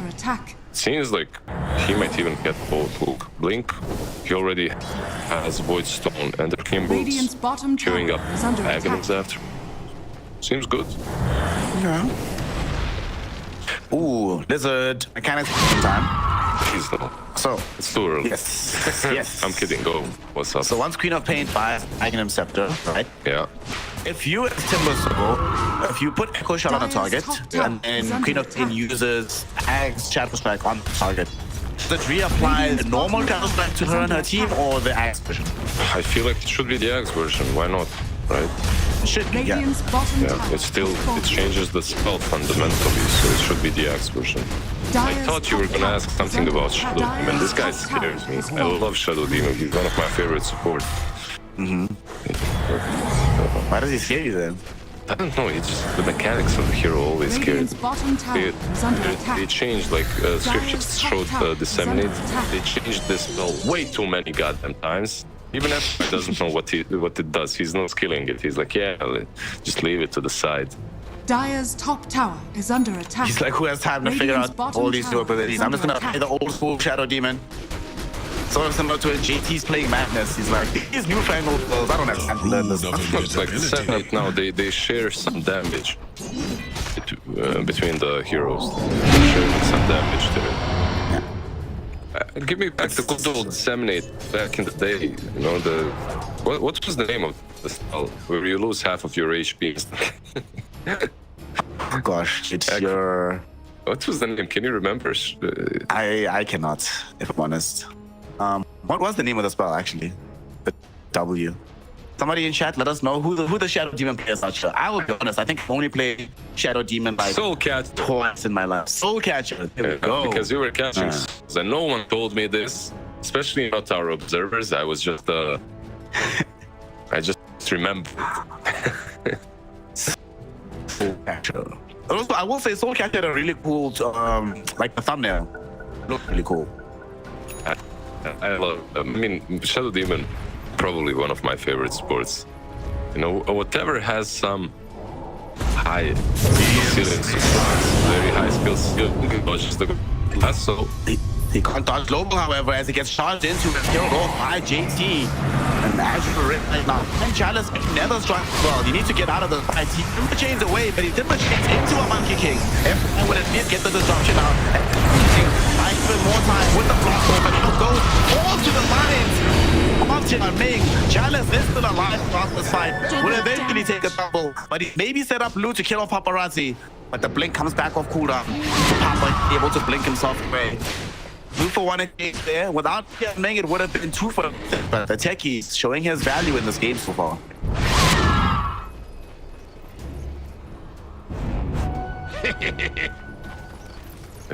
I feel like Monkey did the least amount of damage and also died. Feels bad, man. Ember going in, dodging the first attempt to lasso him with a slight. But then Global came in, can't dodge that, like you said. Radiant Even with the are Lotus, scanning. he was already lassoed afterwards. Xtreme Gaming will of course be very happy that they found themselves that kill, but Dyer's courier unhappy has that been Monet, or Ghost rather, I'm just thinking Monet from yesterday, ended up dying on his Monkey King, because he needs to be going toe-to-toe with the PL at all stages of the game. Yeah, but he did build the Battle Fury build, right? So he needs to keep up, and he is keeping up. Like Monkey King is doing extremely well, 10k, top of the network charts. I feel like Ghost is, he's in his happy place. He's thriving in his lane, nurtured, satisfied, prospering, getting the BKB. Dyer are scanning. He said Ghost is out here doing this thing, but needs to be careful here, because we do have a smoke move from Azure Array. Ghost has vacated the area. The only one remaining here is Kaka, who doesn't have any mana at the moment. Does have a Blink Dagger. Let's see if they end up finding him. Blink, not going to be disabled. Somnus, does he get him? His smoke will pop. Kaka trying to get away, but they found him.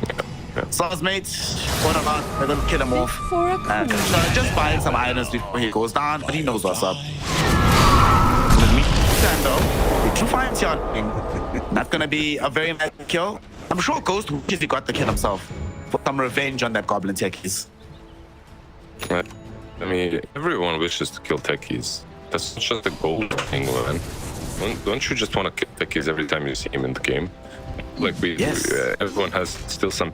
Even though the hero is pretty fair, right? And look, he's not fair in a broken way. He's still broken, but it's a fair hero overall to play. Not like before, you have some million mines in a single spot and you just die to them, and you're like, oh my god, I don't want to play this game.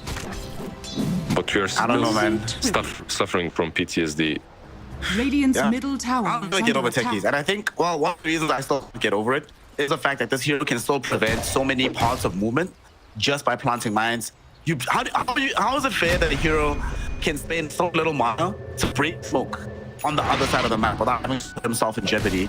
Well, he's not really breaking smoke. He's just, if he's full enough, he will understand it. But it's, yeah, I don't think it's I'm that assuming bad. that these players Snare, always understand. Snare, you're pushing it. I feel like, Bro, it's too much. You're pushing it. We should remove Hawks from the game Beastmaster then as well, right? Or illusions no, from that's certain fine. heroes. I mean, that's cool. It's similar, though. Similar. Remove Aether Remnant. Radiant's middle tower is under attack. No, Void Spirits? Okay, you see, Lizard, now we're speaking the same language. Now we're on the same page. Yeah. Exactly. Smoke on People smoke. gonna have a big smoke here coming in from AR. They're gonna go in. Somnus wasn't involved in said smoke, but they don't have vision of him anyway. But unfortunately for Azure Array, like you said, smoke on smoke action, so XG already had their own adventure fail. They leave the area. And if GT is careful and doesn't reveal himself a little early, at least he should be fine. And like he will be. Let's see. Yeah, they want to go here. They see maybe the Spirit Breaker only. So if they go pop, it could be huge. However, there is still the global silence that they have to worry about. I just love that all the teams have recognized this talent. See, Okay. Radiant's There's a global top silence we're tower is talking under about. They attack. deploy it onto Somnus with the Wukong's command as well, and they do have enough damage to kill him. Charge from JC, just Chalice. So they want the Tipper, so FY in the meantime gonna be the first casualty from Ghost. Get the double in this fight. Chalice really trying to run away, but JT prevents that from happening, and he gets marked up as well. I really want to see the replay of that, because you remember when I was talking about Lotus of Shadow Demon and how he didn't buy it? Well, I thought he didn't buy it because he has Radiant's Timber bottom next to tower him. is under attack. Timber has Lotus, he uses it on. Shadow Demon saves the lasso target. Well, it didn't happen for some reason. Let's see, I think maybe he was a bit too something like that. Shadow Demon all the way to the left, Timber all the way to the right. They're running toward each other. Oh, Timber got slowed. Radiant's middle tower is under attack. Well, that's unfortunate. Yeah, if basically their game plan and the way the team fit should go for Azure and why they smoked up is because they have this Aetherlock on one hero and Lotus on the other, and they're thinking they can play against both Lasso and Longbow with them, but it didn't happen, Snare. Sometimes things just don't happen your way, and you're a sad boy. But for one of 100 units, they end up losing that fight. And because they lose that fight, they lose Dire's Roshan. top tower is under And the attack. map starts to feel in a very awkward place. That's the way of Dota. Small bad thing cascades into a million more. JT and his approach to the Spirit Breaker, he's like, I don't need diagrams to reduce my cooldowns. Octarine? He already has it. Go for it, yeah. And I love GT so much. Chalice, trying to share some love with Ghost at the moment, but he needs to be careful of overextending here. DPC will find himself in the hands and touches of Somnus. So they just get the free kill, they force out the BKB charge. Alright, that's fine for them. Yeah, the Dire's big bottom charges tower is under maybe attack. bigger than the kill on South at this point. So they get that. Dire's bottom Ghost tower is getting closer to Butterfly though. Battle Fury and Butterfly and BKB.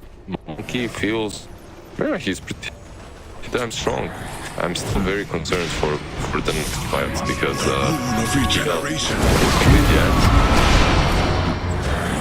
He doesn't get an X, the bounce around as F4 just has top. There's also finishes the SNK for Queen of Day.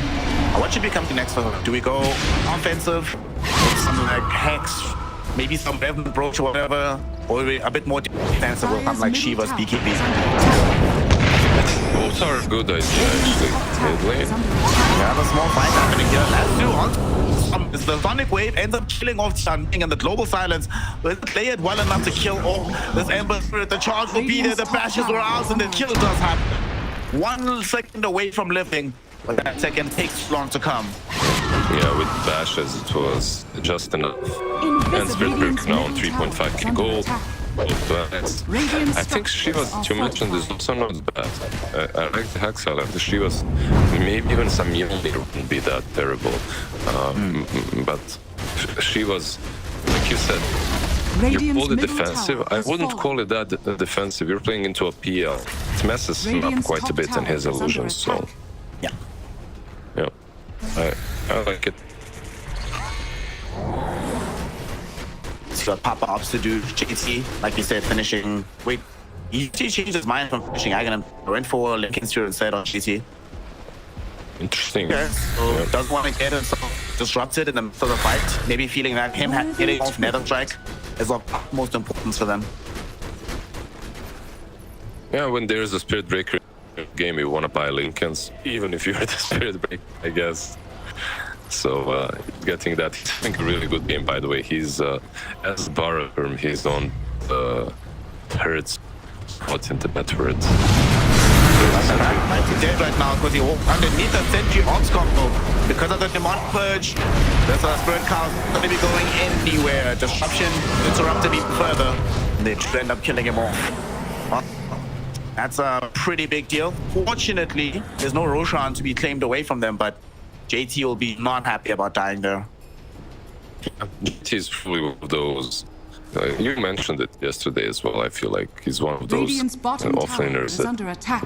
likes to innovate the most with his Dire's top tower is under attack. with his builds. He's the one that steps outside of the meta very often. Okay. Spirit Breakers are building. Immediate Xtreme, skipping over BKB and going straight Lincolns. I wonder if he actually comes back for either the BKB or the Aghanims.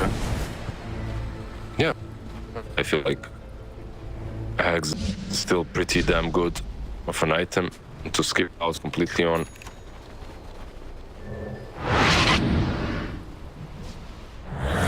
Pull down on Octarine is what, 8.3 and 7.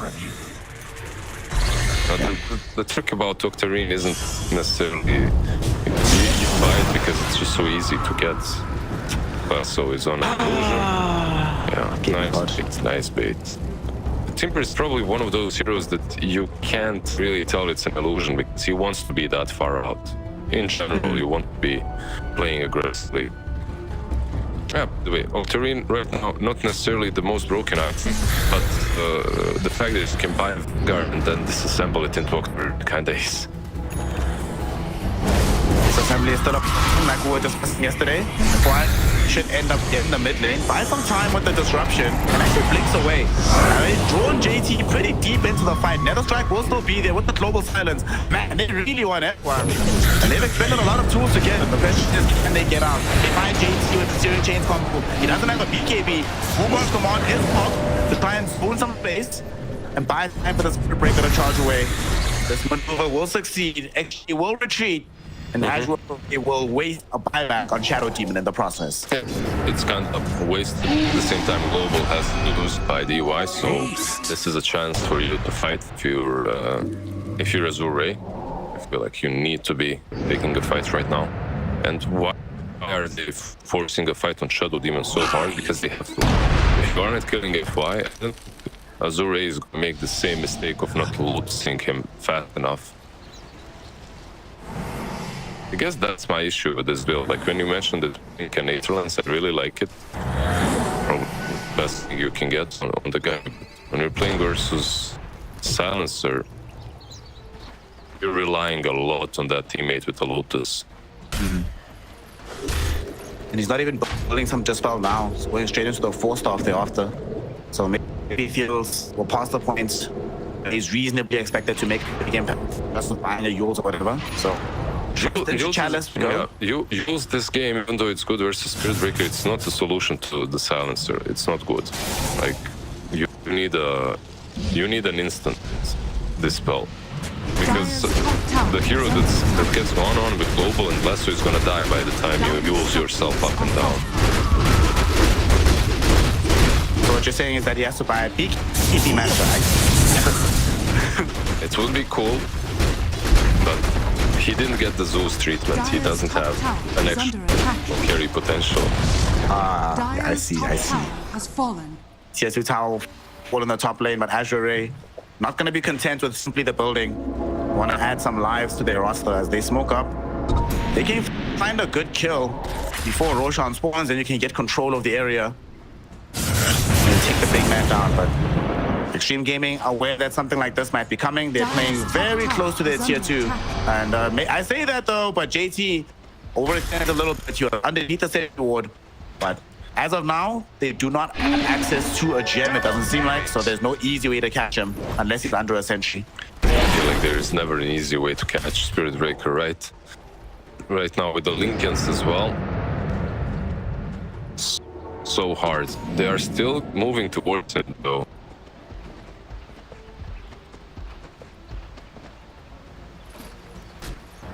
He's gonna decide to just hiding. Actually, this place so hard, right? Wait for the next push. It's very cozy. Yeah, I feel like has exactly enough space for a cow. Damn, feels good. I like it. Hide there too as well. That counts, maybe at the same time. Nice. His allies are coming in right now. are aware that some kind of play could be happening down the bottom. Ghost is going to jump through the trees to give them some flying vision, of course. But feels like Roshan is going to be the next port of call. Normally when we've seen this happen, Radiant side, for some reason it keeps being, what just be a white on the Squid Game. Let's see if it could end up happening here again. Well. Usually it's easier for the team with techies, right? Because they can mine up the twin gate, mine up everything around the Roche pit. You don't have to go inside to know if it's up or not, which enables you to play the map. Plus you have the outpost here to TP to.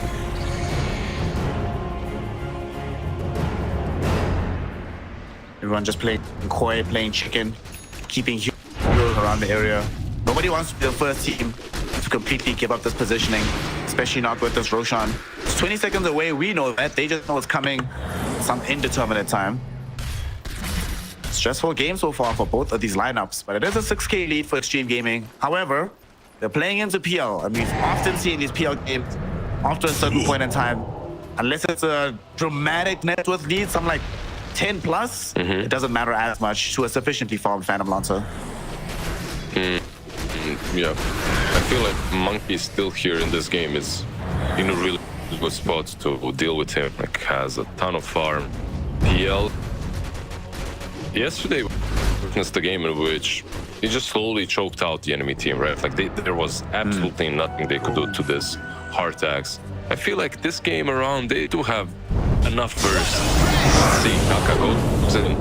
Kaka gets the last two out onto Chalice. There's going to be, though, the disruption in from FY to interrupt and save Chalice before the global even came out. He does still end dead, however, through the Wukongs. Somnus also going to be in danger as he gets nether struck back. He's trying to escape away from this fight, slipping this way and that. He ends up killing off DY, and here comes Lu, breathing in damage. However, Ghost is still so strong with his BKB. Aparati wants to pump his own BKB, running away from Lu and the boys. But now that Ghost's yellow form is down, his life is open and his life is gone. XG end up buying back both of their supports, but it's too late. They can't be here in time to save the life of this Monkey King. So they lose a fight, and now they're going to end up losing Roshan as well. Big damn fight for them. TL straight into the pit. Silencer co-op and Spirit Breaker are encircling the pit. Maybe there is something they can do here. It's not gonna be easy. Yeah, these mines are just preventing him from approaching. God damn techies. Let's see a paparazzi fast where we find a disruption out onto DY. DY is gonna die back here. JT charged through 3 heroes at once, but can't do anything on the back end of their charge. Immediately forced into a retreat. While this is happening, Ember and the PL finish off the Roshan, claim the Aegis for Lu. And the rest of Xtreme Gaming can do absolutely nothing to stop it as they're forced to flee back to their side of the map. Yeah, Aegis on Lu, Cheese now on Ember. That bottom fight really didn't go the way I expected it to, but you could see the power of Shadow Demon just saving and playing time. True lasso, true global silence. What happened exactly there? Like, was it a bit too late? Yeah, after the global came a second too late, so he got off disruption. And then he global anyway, but he didn't realize on DY that he'd already been disrupted. And as our boy Script is showing us, there's Demonic Cleanse, there's a Shard and Shadow Demon. It was there, by the way, during the last fight, so yeah, had that to work with. And he's getting X very, very soon now. Dire's middle tower Zags is is under terrifying. Once he has it available. Honestly, XG already struggled to win these. I think for them, the big issue is I don't think Chalice is the person they can initiate on anymore. Like the BKB duration for me, for most, has to go on to Lu. Dire's middle tower Alive at is the under end of the attack. BKB duration of Ghost, it feels like they've already won the fight. And we see now, last two goes out onto Tianming. Okay, that's a nice throw freebie. There's no way that Azure challenge you just for a techie's kill, but we'll be glad Global is down at least. Yeah.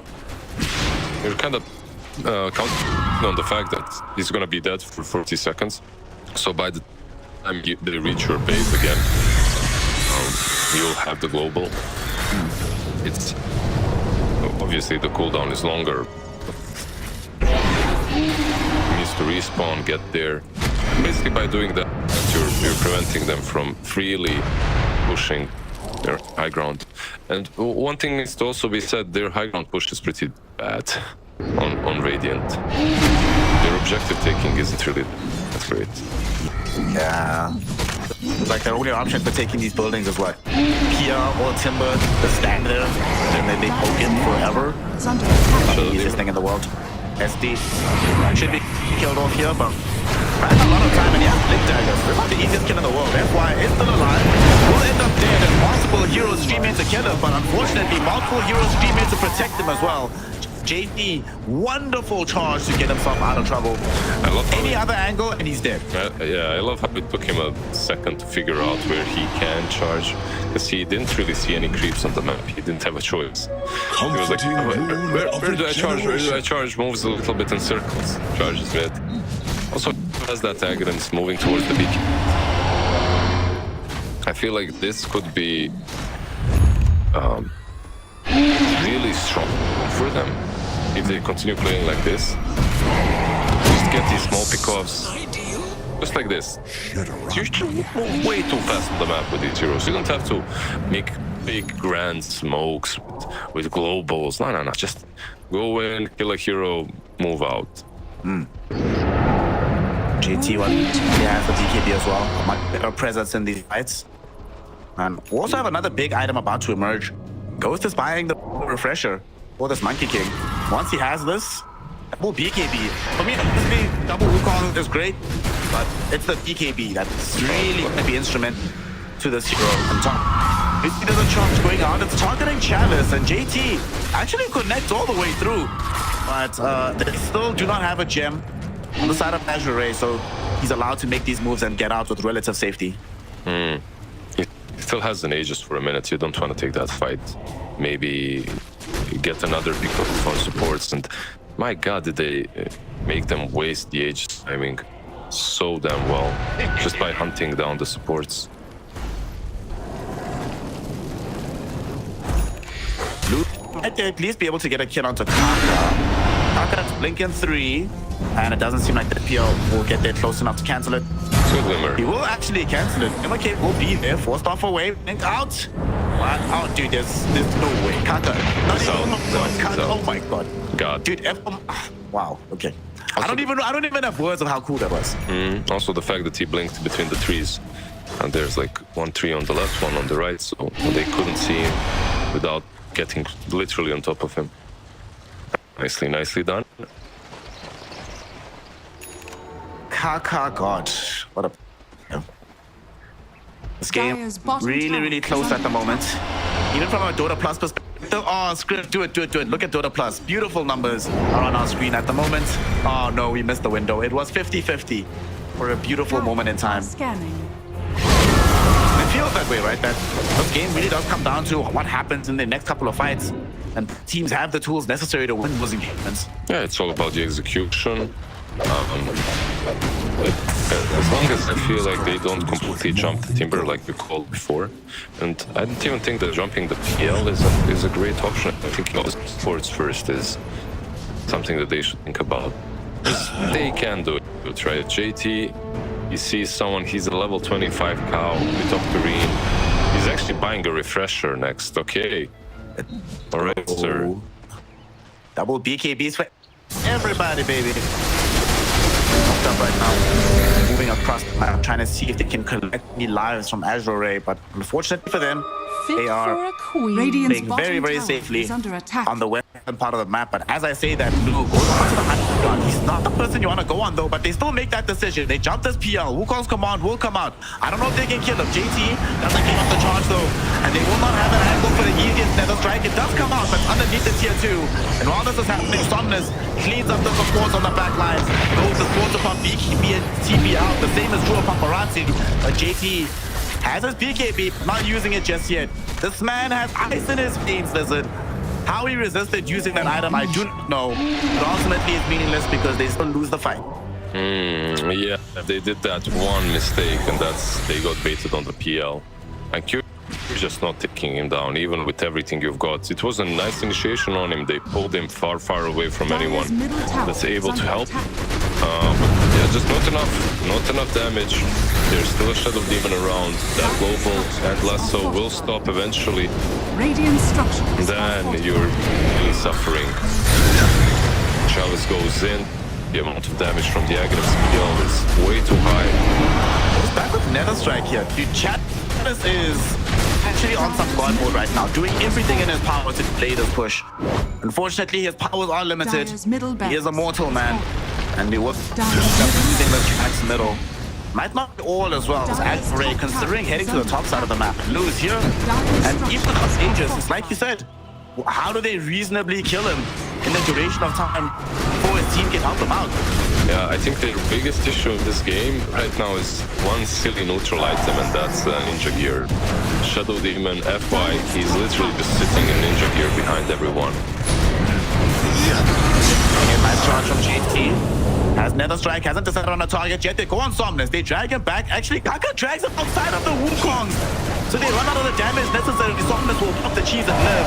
Sonic Wave on the back end of the fight onto the two supports, enables them to kill off FY. And perhaps Xiaoming, JT realizes that he's actually too far forward. They left Xiaoming there. Paparazzi also get, and now they jump on the high ground, getting off DY. Goes to all by his lonesome. No Wukongs, no BKB, no options. And the end of the least getting off the PL. I'm not sure if he's still alive. Oh my god, Jinfu Monster, what a spell. Keeps him up. Chalice now forced to try and run away. JT will be there with a charge to finish him off. Xtreme Gaming in the defense of their lives. They hold the high ground, they win the fight, and they potentially turn the game, Liz. Yeah, that was incredible defense. My god. I was worried that just as you were when they pulled him out of the Wukong's command, but they did it because of the Shadow Demon. He was on the other side, so you kind of have to gain as much distance as possible. But what it did is, even more important, it revealed Shadow Demon to everyone. He came a bit too close. Usually he's just cheeky, sitting in his ninja gear. You can't even see him, but look here, he's under vision for the first time. The moment you see him, you go on him. It's the Queen of Pain Paparazzi making the first move. You just have to do supports. The charge was connecting to him as well. And yeah, you lose the Spirit Breaker, and yeah, he has to buy back, but it's still a pretty solid fight. This game isn't over, I wouldn't say, and I wouldn't even say that they're completely back. There's 6k ahead, by the way, in net worth, but JT has to be very careful. He doesn't have buyback now. JT does not have buyback. All these heroes from Azure Raid do, however, but neither of the three cores will end up using it. They will pop the glyph. Background will be defended for now. Radiant's top tower is under attack. What an entertaining game of Dota. This is what you expect out of a game that determines a major slot. This degree of closeness and competition. Yeah, 100%. And Roche is also very close, 30 seconds away, but unfortunately for Xtreme Gaming, it's not there yet. Everyone should be alive by the time it's 3 seconds. We just had another save item brought up by Azure. So FY, not going to be the only one deployed on Salvation duty. We have an E-Blade for the Timbersaw. So they can save targets within this Wukong's in the event the Queen of Pain has already used her spells. They're smoking up. The problem for Azure is they know they have to go now. And it's also just picked up a Lincoln Sphere. So they're using everything. They want this fight. They had some vision here. Spinning the trees. JT goes in with the charge again. Global Silence will come out. 3 hero Boundless Strike with a massive Wukong command. Coming in from Ghost. Allows them to bomb up FY. Chalice is super low. He dies as well. At the same time, Lou realizes that he honestly can't stick around in this fight. Him and Somnus trying to leave. The buyback will be in from Timber and the Shadow Demon. Can they get back to the fight? Shadow Demon is here charging onto Somnus before FY can really start the chain disables going. Monet will refresh. Secondary Wukongs comes out. Creates a zone of a barrier of entry that Azure Ray simply cannot pass. No buyback. And in the meantime, they kill off FY. Get a dieback out of the Shadow Demon. Kaka steals their gem as well. Somnus, he's trying to chase against Kaka. He really wants to get the gem back. Finds the Eternal Chains in. Throws them into the air. And the rest of XG aren't here to help. So he does die. Gem is reclaimed by Xtreme. And oh my god, Azure Ray find the Roshan. Xtreme Game might have to buy back, come in to defend this. Yeah, they will. I don't think they found Roshan. Their Roshan is extremely slow. I believe there should be enough time. Let's see if they risk it. 50% on Rosh already. Spirit Breaker needs to go in. Yeah, he's just gonna move in. Goes in, pumps BKBs, buys space and time. He knows they can't kill him that quickly. He will charge onto challenge. There's going to be the last two as well. Returnals, they do get the Echo Saber out, or the Echo Shell, which ends up killing off Kaka. But maybe challenge does die here. He's still alive and fighting. Doesn't have Wukongs available, no BKB. It's a dangerous place for him to be at this point in time. As Paparazzi also stunned up by these roots, jumped in by Somnus, who finds two heroes in the Eternal Chains. Papa blinked away at the last second. Sonic with pushback challenge, and now they turn onto Somnus with Ghost, but Ghost gets saved or killed off because the salvation of the E-Blade goes to Somnus. They kill this Ghost Monkey King, and as he dies, Roshan is still available. JT finishes off Somnus though. Will die for this maybe? No, TP's at the last second.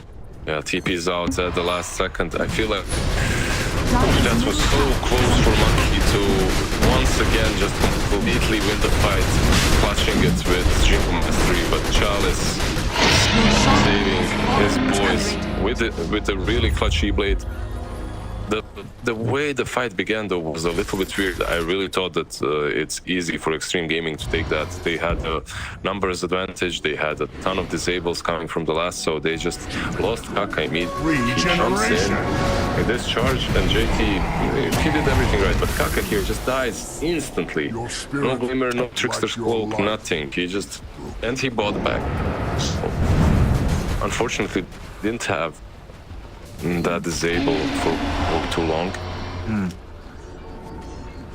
What a wild fight though. Yeah. I feel like one thing as well that they were missing is maybe someone to die and then buy back and go back into the paparazzi. Refresh everything, you know, go back into the fight early on when you can perhaps help the Monkey harder. The Sonic Wave as well just pushed the Chalice towards Monkey. It didn't really do a lot. Pushed him away from Queen of Pain, at least, yeah, of course. Strange game of Dota continues. PL just picks up a nullifier for himself, so Lu now has even further tools to try and fight into this Xtreme Gaming lineup. And I think they might need a nullifier for somebody on the side of XG to deal with this E-Blade. It's way too strong, yeah, but way too much potential. And the problem is, it doesn't help. They're E-blading the Monkey King, post BKB as well, right? Oh yeah, that's true. Yeah. It can help early. It can waste some seconds off of his BKB as he's hitting the target that is E-bladed. But that last fight, it just went onto the Monkey. So where does the balance of power lie right now? Dota Plus claims it's still 50-50 at the moment. I wouldn't say it. Yeah. It all depends, right? Because there's a lot of heroes without buybacks. There's a lot of pick-off potential. So it just might as well be 50-50. But I value the team that has Aegis a bit higher. Well, let's see how they utilize that Aegis as they're going in for a fight right now.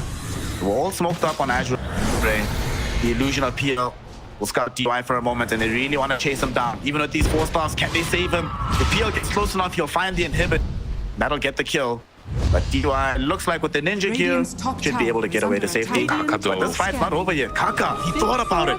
He sees Somnus, but knows that there's got defense behind him. So they don't jump him just yet. In the meantime, though, the jump happens in the river. JT forces from BKB. Sonic Wave going on. Want to kill the Shadow Demon. And they do. Tianming will come next. And now maybe they can fight this. XG throw in the Wukong's command from Ghost. They really want to keep Blue inside this. Blue managing to dodge away from the charge of JT. Now he's surrounded by these dire heroes. He's still in the fight though. BKB pops now from Ghost that they're turning in onto China. Timbersaw forced to try and run away from the engagement, but he's been dumped on Paparazzi. Coming on corner. They might not have all the catch in the world, though helps them out as he jumps in with the lasso. Even though there was a Lotus Orb to find the kill. Now potentially there is a charge onto Lu. They found him. Nether Strike will be there as well. PL is gonna die. That's life 1. And for life 2 they have Wukong's, another one. And they almost certainly have the necessary damage. He does do a very good job dodging the initial charge knockback of JT. He has no manta. There's almost nothing he can do to survive this one. Jumps onto the low ground, trying with all his might to do some trickster plays. Fortunately for him, XG is onto him. They find him, they kill him, and they reassert themselves as a dominant team in game 1. incredible initiation really from them, as well as Kaka just baiting them in, showing where he is on that right side as a bat rider. Meanwhile, Shadow Demon following in together with Techies, thinking, okay, I can connect to my teammates, right? I can connect, I can make a difference. Nope. Bro, you can. If you are seen, if you are scouted, you are also very much charged. This level 30 Spirit Breaker is menace. You cannot deal with him. Paparazzi as well, jumping in the backlines. Radiant's And bottom tower is under together with the attack. Spirit Breaker, just eliminating the Shadow Demon. I feel like one issue that Radiant's bottom tower has fallen. Azure is having is they don't have BKB piercing abilities. Like, or a very limited amount, if anything. Okay, what do they have? Like demonic purge, I guess? That's pretty much it. Radiant structure. I mean, more of like a good disable. Actual stuff. Well, Next Strike is an example of a BKB piercing ability that can be very effective. They utilize it to kill off the techies while Paparazzi and the crew now force a buyback out of Lou, and Lou is here trying to defend his base. You just back out, right? Like if you're Xtreme Gaming, absolutely no reason to fight here. You just force the buyback on the PL. This is literally your win condition now. Yep, perfect. Perfect initiation from them. Didn't kill the Shadow Demon. He managed to disrupt and blink out, but just forcing the PL's buyback, exactly what you wanted. So we're approaching soon the next tier of neutral items to be available for this game. Ray, is there any neutral item you can foresee changing the game fundamentally for them once they pick it up? I have. I'm thinking, wait. I don't think anything changes it massively. The only thing they can hold on to right now as they lose techies is the fact that they did get that lane of racks through metal. The game is definitely easier than it would have been had they failed to do that earlier on. Kaka. I was thinking about it. He doesn't have a lasso though. However, he gives vision. JT goes in. Does JT die again in this game? Has been killed. Probably. He has 4.3k health, 2.6k protection with the shield rune, BKB, Octary, Lincoln's refresher. I don't think he dies. He might sacrifice himself once or twice because he has buyback, right? So he might be the one that dives really deep, creates space, and dies that way. But overall, they do have a tank breaker in Timbersaw, but they just don't have enough damage for him. Sumner's just picked up a Hex, so that's some additional control for them. Really has been lacking in that department for the most part. Yeah, I feel like, They have this, at least something. I feel their problem is usually Spirit Breaker charging the back, is giving control, and Queen of Pain jumping with him and giving the damage. If they could at least somehow control the co-op and kill her off when they're doing this tandem move, perhaps that would be enough. Xtreme Gaming very happy to just close the map, make it feel a bit more claustrophobic for the moment. Everybody has buybacks on the AR, on the Xtreme Gaming lineup. AR waiting for buyback to come back for the PL. They don't have enough gold for Ember, Timber, and the techies also wants a cooldown on the buyback. And of course, the classic move here, look, once you're controlling the enemy side of the map, you start stealing their tormentors, take their wisdom runes, you deny them any inroad into the later portion of the game. Planner pocket. Cool, even harder skill.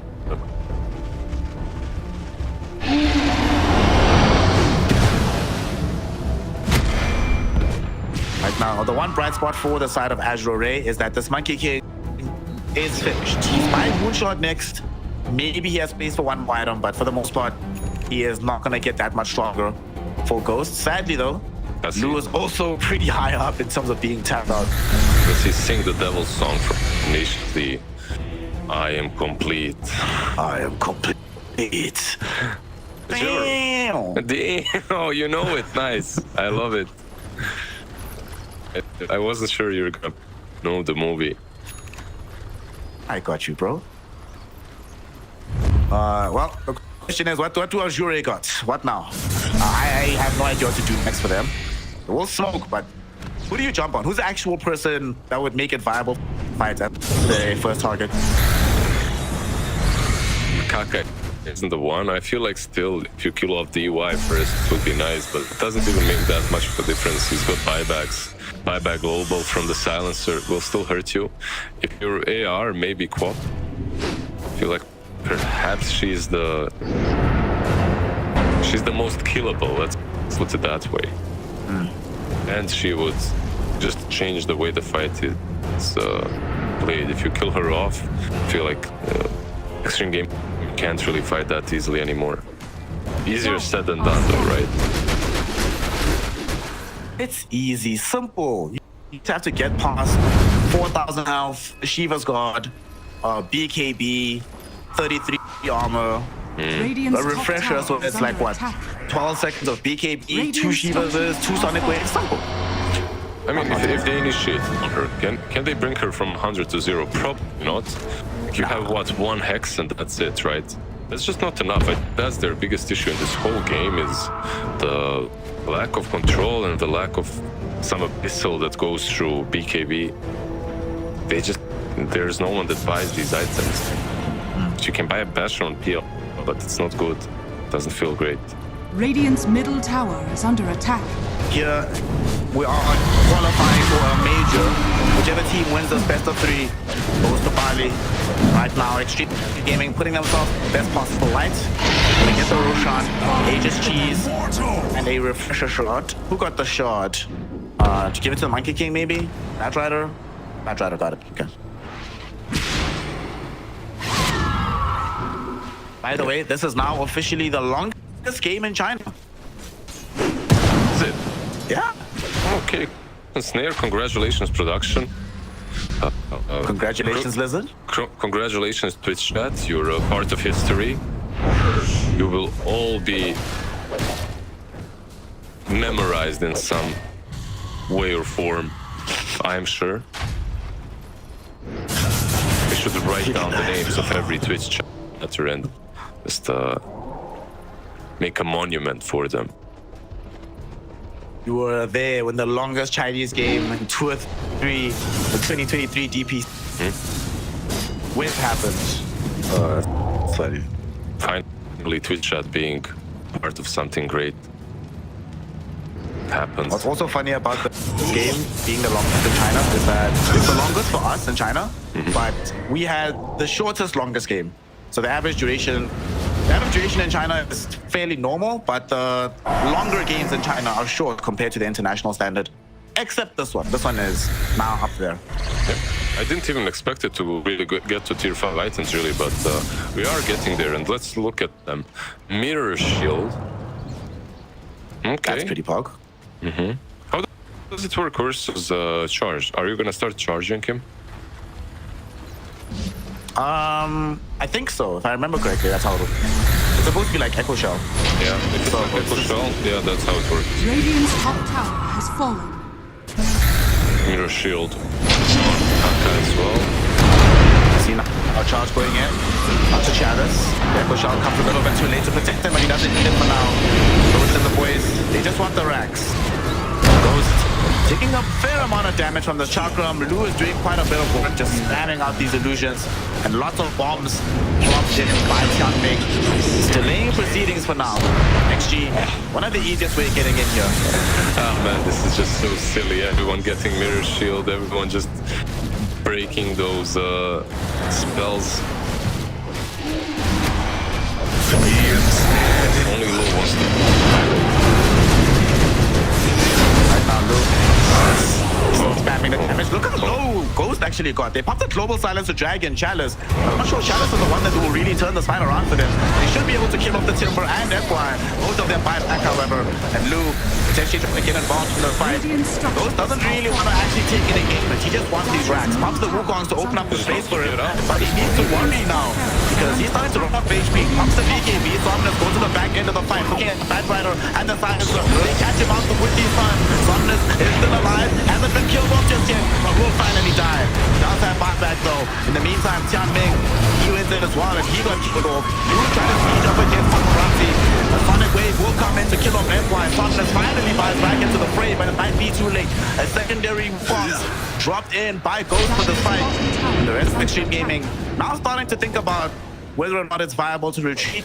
They do indeed think it's the right call. Buybacks have been drawn, Arax has been claimed, enough has been gained that they will now go home in safety. Absolutely, 4 buybacks basically baited anyone on their side that I not really right. Like they lost the Aegis, but that's about it.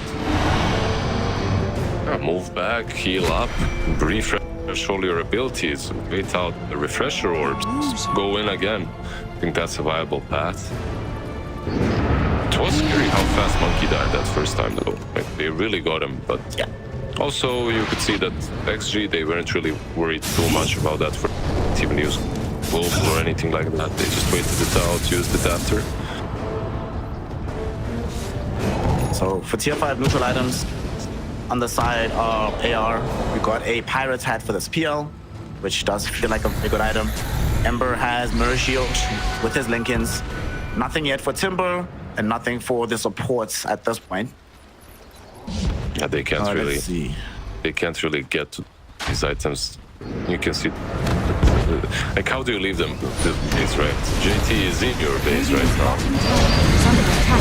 JT is the base. 5,000 health. Let's look out that. That's some prime beef if you can slice up this cow at this moment. And they jump in. They find Tian Bing with the Spirit Cow. Haven't been able to kill off the techies just yet, but with the Global Silence, it looks like they will manage to do so. Softness on the far right side of the flank. He's been used up into the air. If they kill him off, it's a dive back on the Ember. But he does manage to keep away to a little bit of safety. The Link keeps him alive, but unfortunately he will end up dead. Wukong's command dropped now by Ghost on top of Lu. The PL needs to run. Glimmercape buying him a little bit of time here. Can they do anything to stop the offload of XG with only 3v5? It doesn't look like it. He even gonna charge back in from the base onto Challenge directly. So they might even threaten his life. So it's falling a bit low here. Does have to pump the Satanic. Last Lu goes in onto Challenge. So Lu realizes he can't go all by his lonesome. FY never strike is killed off. They find and kill Challenge. Nope. Still alive. Still running. I don't think he's gonna run for much longer though. And they eventually kill him off. Who is the lone survivor? Nether Strike was about to come, but eventually merges. Not the wrong one, but it doesn't matter. GG well played has been called. As throw in the towel to front XG game number 1. Xtreme Gaming, just when you count them out,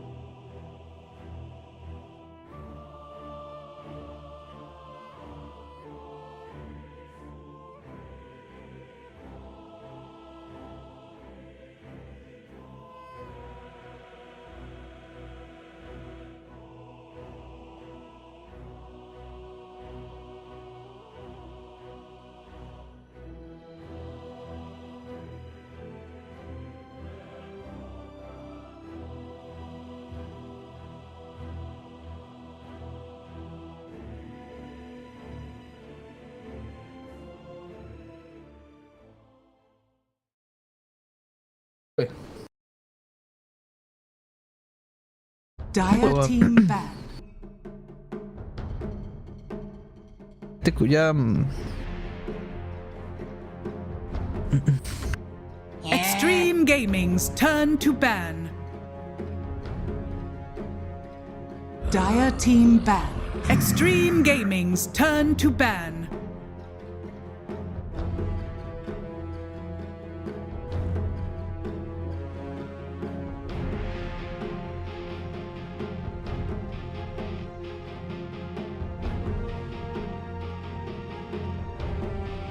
Welcome remaining. one and all. We are here for some Dota Xtreme in some Gaming's Chinese turn tiebreakers to determine the fourth and final slot to go to the Bali Major. And right now, it is between Azure Ray and Xtreme Gaming. And that one slot so far is leaning in favor of Xtreme Gaming. It took a while for them to get their game one victory, but they ultimately prevailed. That's going to give them some momentum heading into the second and potentially deciding game here. So Brother Lizard from Azure Ray, if they want to go to a third game, what do they need to adjust in this game, and how does it start in the drafting before they get themselves into the game itself? Like we discussed it a little, right? And we talked about them needing to mix things up when it comes to the laning stage itself. First and foremost, FY has... I just love that camera. It stuck a little bit, but I loved it. It was channeling something. Yeah, back to the serious question. What do they do? In the last game, I feel like they had too many problems on the side lanes, which enabled Spirit Breaker to just roll out of control. They still had the game later on, but there were some mistakes here and there in the draft. Does it come necessarily only to the draft? I don't think so. Still think they could have won the game. There were parts of the game in which I heavily favored them. If they could execute with that ages that they snatched, I feel like they could have done much better. But also they backed out the Storm in the last game, right? This time around they snatch it, and it's an amazing Storm pickup. I feel like you can cover it now with 3 heroes. You Storm for yourself versus Bat and Timber. Bat can't go mid. Timber can't go mid anymore. Like you're just forcing them to play this. Now it's no longer versatile. Like Bat and Timber are no longer versatile. You know that they have to be on the side lane, or that they should be on the side lane at least, which is really nice. I love it. Also love seeing that they got the silencer first, because we see a lot of times people go after these spirits by using the global silence to cover the attacking portion of it. So now you have it defensively and offensively. Quite nice for Azure Ray. And it's some Storm Spirit, man. They sort of banned Pugna because they were trying to deny them this combo. So Azure Ray still believe enough in him that they're like, nah, fam, run the hero role. It's fine. It's chill. JT is such a Slavic Asian person. I don't know. Just he has the. When I look at him, he has that Slavic attitude. I can't describe it. Like I'm sure everyone from the Balkans will understand. He's just like, I don't know. Do you sense a fellow traveler when you look at him? You're like, yes, this is my guy. Yeah, not necessarily a traveler or something like, but yeah. I wish we had as he does, but yeah, maybe we'll get it in someone. We have Sucks. There you go. He's he's close enough. Azure Ray banning out a couple of cores. Next, Medusa and Monkey, something they don't want to see Xtreme Gaming playing. Alchemist is also banned out, by the way, straight up in the first phase. Meanwhile, Xtreme Gaming, maybe a Bloodseeker is necessary now. You're picking up that Timber for yourself. Storm and Bloodseeker just kind of feel really strong in the game as well. Bloodseeker, man, actually, it's possible that they leave the Bloodseeker in the pool and they pick it themselves to have Bloodseeker back. I guess whatever hero they play, it has to be able to deal with global balance, but fight very often and very well. And honestly, from what we saw in game 1, I kind of think that getting late game is just too scary. Like, try to accelerate the game so you never are in that position. So maybe they go for the Bloodseeker. They don't have to ban it. They also have Rapture into Storm. That could be decent for them. Yeah, and by the way, that core Chelsea green t-shirt, my God, like what the hell? It's interesting music choices. I guess, you know, the players should have that core t-shirts should ask him if it's if he listens to it or if it's the new fad. You know, there's just a lot of people right now. Just metal bands on T-shirts just became fashion. Yeah, that actually is true. That is true. Here in South Africa, that kind of thing started maybe like 8-9 years ago. You'll ask people, hey, what songs do you like from that band? They're like, I have no idea who these people are. The shirt just look cool. Probably for the best. Yeah, sometimes for the best. There should be like a chain of stores that would literally just sell stuff to people who had no idea what the hell they were buying. Those good times. Yeah. Yeah. Continue, please. I was gonna say we get this again. Is this actually a pairing now? The Timbersaw techies? Is this what you should be doing? Game in, game out? I feel like techies is kind of scary for you, so you have to snatch it. You don't have to. I've seen teams actually pick Timber into techies as well. I'm conflicted because techies dishes out a ton of damage and amps everyone up against you, right? Because of the lowered magic resistance from his ult. So it can be a problem. And you are strong in the lane. Techies gives you something that you don't have, that's a stun. You already have Lasso from the bat right there. So what I really like the Timber overall here because you already have catch from your teammates from the position for bat. I feel like that should be a bigger combo, bat and Timber, than techies and Timber. And as well, right? Like bat and Timber. Meanwhile, techies should be covering his position 1 on the safe lane. We'll see. Have been very likely to play the DPC techies. I don't think we've actually seen Kaka techies this tournament. Yeah. Azure Ray. Okay, so some new stuff keeps rolling in. Yeah, Get an Omni Knight here. Core Omni Knight. Do you like it? What do you make of the core Omni? Making his... I don't think we've had core Omni in the region before, right? We've had one support, so making his debut here, how do you feel about it? I'm when the patch came out, some teams were experimenting with it a tiny little bit, and then everyone just completely forgot. I feel like Azure is they just dug deep. You know, they went into that bag. They picked out something that Xtreme Gaming perhaps would not expect. It's good. I like it. Good versus bad, right? Like you have a way of dealing with him. You can combo it with a lot of carries that are gonna become beasts, and with Koffel in the lane, he should be fine. The build with the Harpoon is pretty damn solid. He just chases everything down in the mid game. But we'll see what he buys. Like I have literally no idea what the item build will be. Looks like today, no matter what, it's gonna be a day of learning for all of us. We're gonna find out what Azure Ray have to bring to the table. Of course, they still need a hero for Lu, and he's gonna have a hard job dealing with the Terrorblade coming in from Ghost on the side of XG. TB has a lot of bodies in front of him, or at least one big body in the form of the Timbersaw. He has some catch, so he can lay in the damage he needs. Okay. Yeah. Do you like it this game, the TB? No reason not to. Xtreme Honestly, Gaming's turn to ban. Storm can be picked into Timber very often, as he does bring some nice things against him, but overall, I don't think there's a reason not to dislike TB. It's pretty okay. Yeah, they ban out the PL. Is there anything else that you need to ban out that deals with him on that position 1?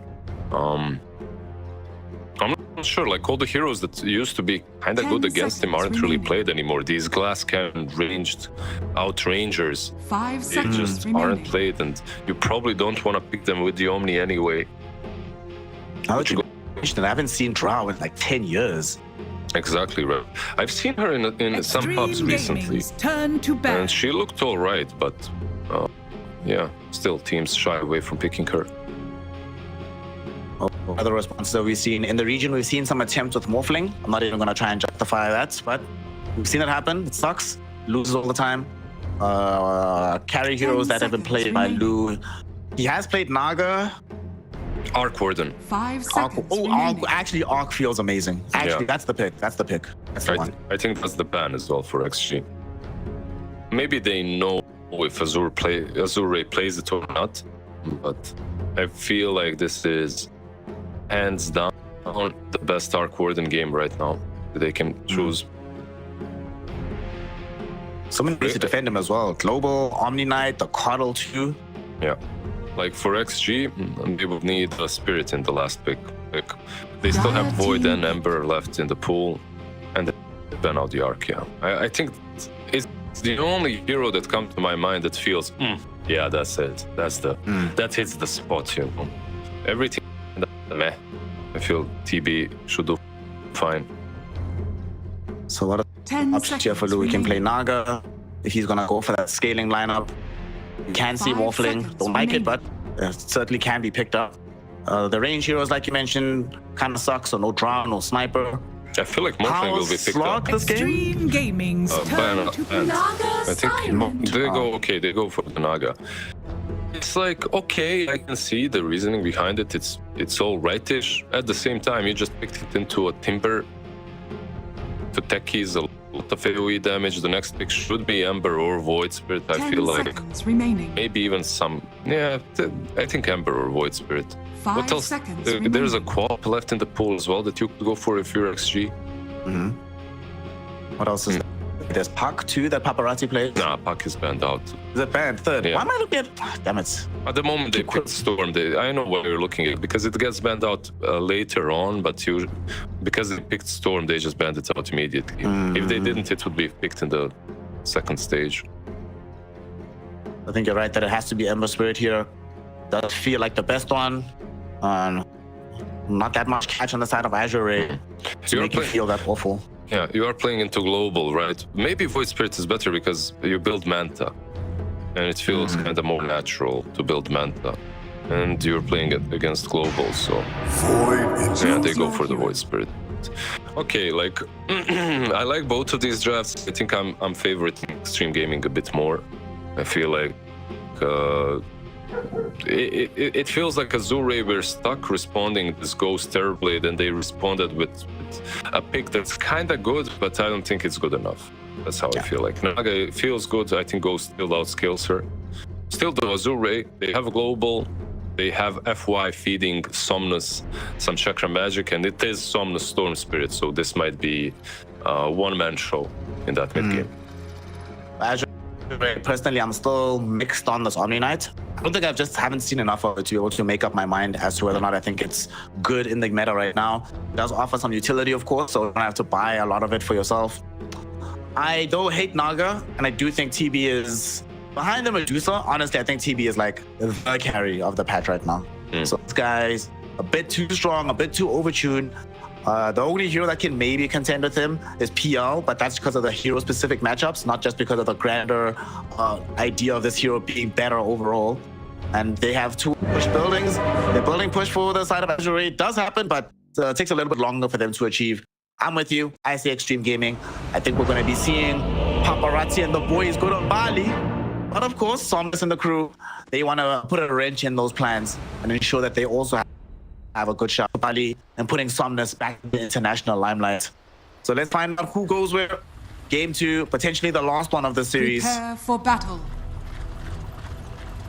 Potentially, the last one, not necessarily. We've been surprised before. We can be surprised once again. Let's see. Maybe the Chalice Omni Knight is exactly what they needed, and it is Chalice after all. I feel like the last game he had, he backed on the Timber, perhaps not as much as he wanted to. This time around, I'm sure he's gonna have fun. If nothing else, he's playing Omni Knight, so. Omni Knight. Well, to be fair, he was one of the first people in China to start rolling with Omni. It was him and XXX a few years ago, so he certainly is practiced at this year. Reflection now. We're not to lose. They're trying to slow down the Naga, looking for a potential first blood here. But this is Naga. She is super speedy. Turns out in Dota 2, not having legs makes you even faster, so I think she'll be fine. Where does she, if she doesn't have legs, where does she put her boots on?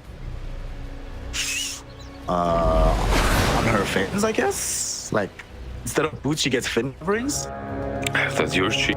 You think she's buying boots? So you're imagining something like slide-on boots, right? Okay, I see. DUI will end up having to adjust to Azure, or at least adjust to the fountain. If he has to go take a trip there, Tianming gets the first blood. Unfortunately for us, though, no Glaives of Wisdom, so no bonus intel just yet. Feels bad. RD, your observer says it's on the head. She put the shoes on the head. Thank you, Script. Always valuable input. What do you think? By the way, yeah. Yeah, it's a good old memes. The May. Let's see what happens. Top lane. Looks like Tianming might end up dead again. Oh, he hasn't died just yet, but JT really wants to bring him down. Kaka already used the blood grenade, Got him. but they got him. It's the duo that you wanted. Batrider and Timbersaw. This does not feel like a fun lane to play into. It isn't a fun lane, and if Timber is getting a good start, he'll be zoning both of you out very, very soon. They want to take down Naga even. One more whirling death. Get with mirror image. She heals up, gets that. Get those stats back. Does she? She does, right? What? Does she? Get rid of whirling death as she uses mirror image. She does, right? She should, yeah. It does give the dispel. So she's Gucci, she's chilling. Down bottom, we see them trying to apply pressure with FY and Chalice. I suppose the one thing that does kind of suck about having an off-lane Omni Knight is that lane pressure is not this year. Is it? You think it's non-existent? I feel like Against TB techies, I feel like. against TB techies, yeah, I can see it being difficult. But if meta is used and meta goes away, I feel like at level 3, FY and Chalice can actually do some damage. Because you shouldn't be able to blast off in this lane as well. Maybe you should be, because Illuminate is skilled up by FY. He didn't go for blinding light. Right now, he's actually far away from Chalice, so Chalice is in danger, eating hits from this Metamorphosis. I don't think we'll have enough stun for this, so Chalice will just get zoned back with the H-Grace. I feel bad for Chalice if this Illuminate. Oh, play. Kaka died. Ooh. That's a very big kill, because this is the side of the map that they were supposed to be applying constant pressure. So now they can't. JT needs to be careful. He's actually going to get caught with the Arcade Curse, blood grenades, some right clicks from Lou. And Naga finishes him off. That all came because they were too greedy. They tried to dive the tower to kill off Silencer. He survives. Oh, that's a bad way to make a sure thing. I was Lost the mid lane. What? Barazzi gets the kill, yeah. Looks like Kaka helped him though. Yeah. I thought it was a 1v1 kill, but Flame Break was used in that situation. So far, it was a very even mid lane matchup, so Paparazzi, he was a little bit behind, so we'll certainly be glad for the help. Yeah, nice rotation. Like Kaka knows that JT, after he TP stopped his push again, doesn't really need any help. Plus, you refill the bottom mid. I just love how they combo all of these things together, and it feels like it's not on purpose, but it can. High level Dota is beautiful, man. Yeah. These intuitive plays, when you see good stuff like this. DY. Okay, I thought Techies was gonna die, but he's okay. So one thing that I'm worried about this bottom lane is first FY is gonna drop low. H-Grace keeps him alive for now. DY is still not dead. He will eventually die, but FY goes out first, so the experience goes back towards the Techies. However, without the Techies being around, Ghost does have to be careful 1v1 with the Omni Knight. Yeah. Yeah, the mid lane TP now from the Silencer, or was it just a rotation? I feel like a rotation, yeah. He just moved in, stole the creep wave away from Storm. Meanwhile, Techies refilling Paparazzi, and look at this blast off actually. I don't know about this one though, because DY, he blasted off, yes, but he might be blasting off like Team Rocket, because he ends up killed by Somnus. Okay. Somnus is just like, bro, don't you want to try that again? I could use the free gold. That's not a hero that you really want to be blasting off into. Like Storm, it embraces him. Yeah, please come, boy. Here we go. Static Remnant, Electric Vortex, Overload. Enjoy. Finders, keepers. Somnus and the boys, this game is of utmost importance. If they lose game 2, maybe their ambitions will be over. So these kind of plays will really make a huge difference on the line. Yeah, can you zone out JT at this point? Maybe you still can. He doesn't have the LT booster, which he will have. Look at Lou. Yep. Lou's like, oh, no HP. Fortunately for them, JT doesn't have a point in Timber Chain. That was very, very scary for the Naga Siren. Yeah, he can't even approach the creep wave. And it's pushing. They're going middle again onto Somnus. This time around, though, they do catch him without having access to level 6, but he still finds the kill first onto Kaka. Although he dies, he gets 6 off of this, so when he's fully chopped up. Not the worst thing in the world for Somnus in the mid. Bottom, though, FY, will end up dead towards the right clicks from this Ghost TB. Action pack game, so very different from game 1. Because at this point we had what, 2 kills game 1, now we have 11. Yeah, much better. Storm, let's see if he TP's mid. He could, he's deciding at the moment. Okay, he TP's mid. He's got that level 6 that you mentioned, so can do a lot with it. By the way, I was worried for Chalice on the offlane. I thought maybe because Kotl is going to illuminate, he won't be finding that much farm. You're just pushing in, and Omni, I feel like this hero truly needs farm. And overall, he hasn't found it. Not a lot, at least. It hasn't been an easy lane. We'll see what he can do in terms of recovery. Although you don't necessarily think of Omni-Knight when you think about recovery heroes. But it's Chalice. Chalice is a monster being able to turn a terrible lane into a good game. And the lane has not been terrible in any stretch of imagination. So look forward to seeing what he does. On the other side, though, DUI will going to steal a Wisdom Rune, and even if he dies for this, he'll be fine. But he might not even die, just gets out safely. He's gonna survive. Kaka takes the other one, so huge win for XG supports. Chalice, I feel like, let's see, can he help? Kill on Ghost, that is.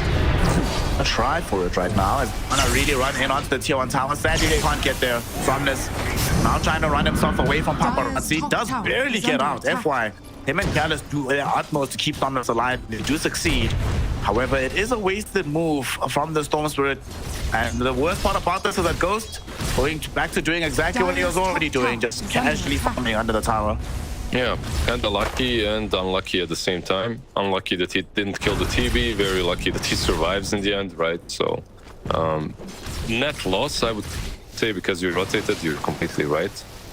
And Chubb is gonna go for the Harpoon build, by the way, on Omni. So when you talked about recovery, there is no recovery. You need to be, like, Omni-Knight right now with the Harpoon is... He's not like old school Omni that just sits behind someone, heals him up, or brings utility to fights. No. This is a guy that wants to be a playmaker very early on. Kaka. Speaking of plays being made, Somnus going in yet again with the Storm Spirit. And Kaka killing him off. Paparazzi showed up to the fight as well with the haste rune. But he could still end up dead. Needs to be careful about this. JT diving in as well to assist Paparazzi with potentially killing off FY. Blast off, they make it happen. The tech is showing up to the fight at the exact right moment. They have a blood grenade thrown out. Get the remnant coming back in 3 seconds. I think Tianming is probably dead here. They don't even need that spell. They just mop him up with JT. That's my 3 join though. You see why? Radiant's courier has been Because killed. there is Chalice. Dire's bottom tower is under attack. See if he wants to go with this hammer. A clean angle. JT holding the angle on the ramp. It doesn't allow them in. In fact, they just turn and jump onto Chalice. He doesn't have access to the GA, so he's just gonna die in the river. Dire's bottom Yeah, I feel like they don't. Dire's bottom tower. Omni-Knight at this point is strong, but they aren't committed. So he's kind of left all alone and looks just silly, right? Meanwhile, TB is taking down your tower on the offlane. And this is pretty much terrible for Azure Ray. They need to find a way to utilize Somnight and play with him. Because like you said, this isn't a comeback hero. He's been building a halberd. He's got phases. It's not like he's gonna go and farm some stacks. Stupendous! So far, not so great for Azure Ray. He's what, 700 gold above of his silencer? Yeah. Silencer, speaking of him, might get a stack here or might end up dead. Both could still happen. They end up first killing off DUI and trying to extend the chase further. Silencer doesn't have Glaives of Wisdom because Tianming hates that spell. So 0 intel for him. Yeah, I have to say this was very necessary. Just bring 4 heroes and play together, because at this point, the Chalice, you talked about the comeback mechanics. It's going to be very difficult for him to do that. Meanwhile, on the other side, you have Aries just pushing in. He doesn't care. There it is. Dire's top He's tower is under killable attack. with Global and Storm, I feel like, but it's a lot of commitment that needs to be made. Dire's top tower has fallen.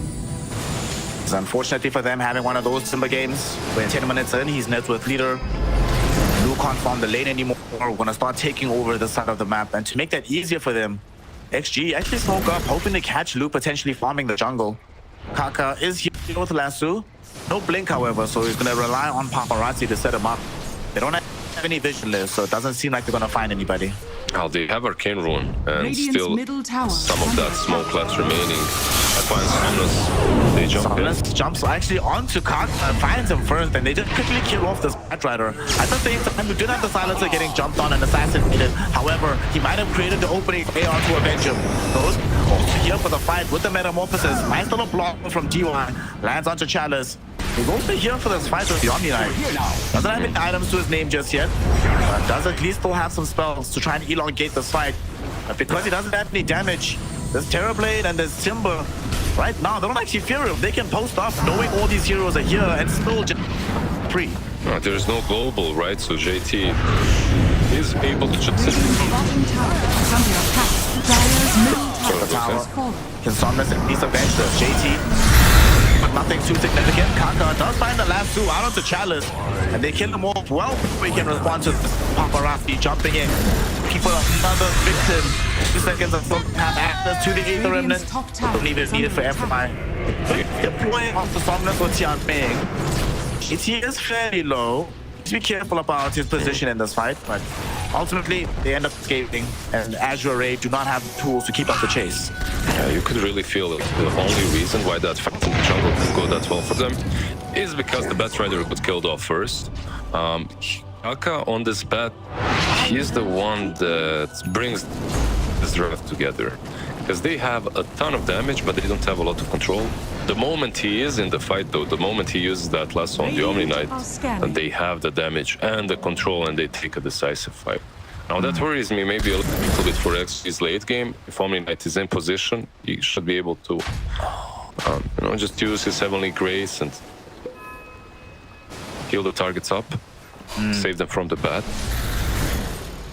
Speaking of saving people, sometimes people on the map get saved with spells, and other times saved with game sense. Somebody on XG triggered off the scan that poor Azure Ray flush with all 3 of their heroes, so the smoke gank goes absolutely nowhere. JT gets to keep farming the top lane. They even brought like D and Paparazzi not far away in case he does need the support anyway. Dire's bottom Sometimes tower people is don't under want to be attack. saved at all. You don't want to be safe. I'm not going deep with this. I'm not going emo with this. It's just in my pops. Storm mid. Storm mid. We'll find himself in a spot of mother just trying to run. See if he doesn't kill off Tianming. In the top lane, we saw them chasing JT, or with JT and DY. But it is a corner, not easy to kill with movement speed. 5 seconds until he has movement. Top mid lane. What? Somnus dies. He got pulled out. Kaka again, proving his value in this game. Yeah, in their clutch and gets rewarded by Gaben. You know, when you're having a good game, he even sees it. He's like, drop a region rune right now. So supposed to be illusion rune, Papa Gabe. No region rune for him. Straight away. Kotl. Oh, almost caught. Paparazzi. As you said, after he finishes Echo Saber, he can start getting into building a Manta style that'll assist him dealing with global from Azure Ray. I mean, while Chal is still building a halberd, how much is it gonna do, really? Like, sometimes I see these Omni Knight really pop off, get the halberd early on, and then they're just in your face. There's nothing you can do about him. Radiant's bottom tower is under Can't actually attack. be in your face Radiant's against the team structures are TB. fortified. I'm not sure. I feel like he's gonna get swatted down like a pug. Is under attack.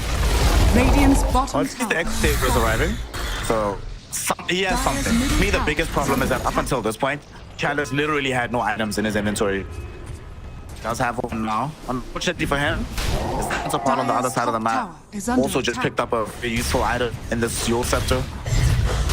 He should force one of his supports to buy a shard, and then they can kill the Tormentor. And he has the chance of getting the Agnes shard instead of buying it. I think this X shard on him makes him tankier than he looks. Is under attack. It's pretty nice. Actually, thinking and potentially going into the Roshan. Attack. Go for the big man close this year. Yeah, they're actually going for it. No. I mean, they can, but this isn't that safe. I feel like it's one of those pieces that can. Yeah, they're going in. Like this could be. This could be huge for AR. It really could. Was popped right now, but they haven't had a big target just yet. They first come to deep, right? Lu did out on the high ground, the sticky bomb. And Lu trying to catch some of bigger targets. Who's the literally on the TP out in front of his face? That was optimistic and ambitious to say the least. He might end up punished super hard for this prominence this here. Onto goes. The Terror Blade is down. JT won't be allowed to escape either. Somnus gets a triple kill for this. And Lu once more goes forward with the song. They need a force buff or something. They need to get him closer to Kaka. But Kaka has blinked, so he should live here. Radiant's top tower is I don't under know what attack. the call was, but you could hear the worries in my voice, even as they went into the pit. That was Dire's middle tower very is cocky. under attack. TB doesn't even have a Manta. He doesn't have that ult. Or just Yasha and Dragonlance to work with. They were in a good spot. I'm not sure why they forced the Roche to build it. Radiant's top tower. Zero pickups, they weren't showing on the map, so AR pretty much knew that something was up. They had global as well. They're forcing a big objective versus a team that should be wanting to fight at that point. Now the game has Dire's middle tower it is has under evened attack. out completely. I would right now be very annoyed with ourselves if I'm an extreme gaming player. However, there's still room and time Radiant's for top recovery. tower is under attack. Right now, also really problematic is everything that's happened also gave Lu a ton of net worth on his Naga Siren, so he's not that far away from being all catered to the heart. So he can start playing Dota, and he will contribute to that effort. That's credited towards Chalice. That will get him closer towards the top hood. Yeah, he's got the shard as well, by the way, so Radiant's it's bottom not tower is this under Echo Save attack. is not the only thing that he's got in his inventory. He bought the shard, so shard on top of the harpoon very soon. Dire's current Harpoon has on been it, killed. right? No, it's really good. It's scary. He's just running you down. You'll see if he manages to utilize it. Very excited to see this. Paparazzi does have GT, so he can jump the Storm Spirit, jump the Silence, and kill him while Storm time to kill Timber. Timber did go very low, but Somnus expended pretty much all his mana for this one. He might not be able to find this. Does eventually get the kill. And they come in with the GA as well to ensure he doesn't die. Long zip from Somnus, he's found the Paparazzi as well. He really wants this kill. Lewis here, looking for the ensnare. Will not be able to find it though, because Paparazzi just heads up, outplays him. And they kill off Somnus and take the Aegis away too. So they lost Timber for Silencer and Radiant's Aegis. middle tower I feel is like under maybe attack. that's a decent trade for XG, because you don't have to worry about that huge Aegis being utilized against you. However, Storm and the boys smoke up. They're looking for another kill. Kaka is in such a good spot to take the smoke. If he leaves it though, it's this game. Don't worry. He gets zipped up correctly, and he will be killed off. Still though, he's not. It's not the worst hero to bring down. If you're gonna lose somebody on XG, then someone else. But on the bright side for them, JT is still in the lane, so it's positioned to potentially protect the tower. As I'm saying though, he doesn't have any reactive attacks, so he just blow him up in an instant. Lizard. That's actually so smart from Azure to know that he's gonna be weak right now. Yeah. What do you think? Why is the team building Yules this game over Lotus? What's the reasoning? Radiant's middle tower is under attack. Maybe eventually wants Radiant's Wind Waker? middle tower has fallen. I don't know. Yeah. Radiant are scanning. It's just interesting to me. I feel like Lotus would have been better here. Hold on, there's another good thing. Right? It's that, and he has Omni-Knight this spell. way, Omni-Knight and 8 Remnant setup. So Westbrook doesn't have to do it himself. Yeah, I feel like it might be the Omni-Knight thing. It's more than anything else. Because Lotus for me feels, we're playing versus Storm, versus Naga, it feels maybe a bit better. But okay, yeah, they lost the control that they gained from the good laning stage, I feel like, on XG. Still not bad play in TB to farm, but he did fall behind Naga by 3k now. Naga completed that. Dire are scanning.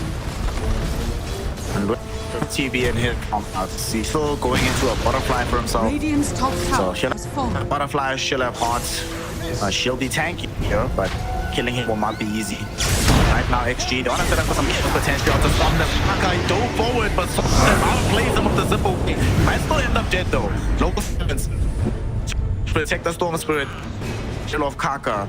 That was nicely done by Azure Ray. They were summoners. Dude, where's this guy's reactions from? He's from the future, this guy. Yeah, he's playing on the server side. You can never catch him fast enough.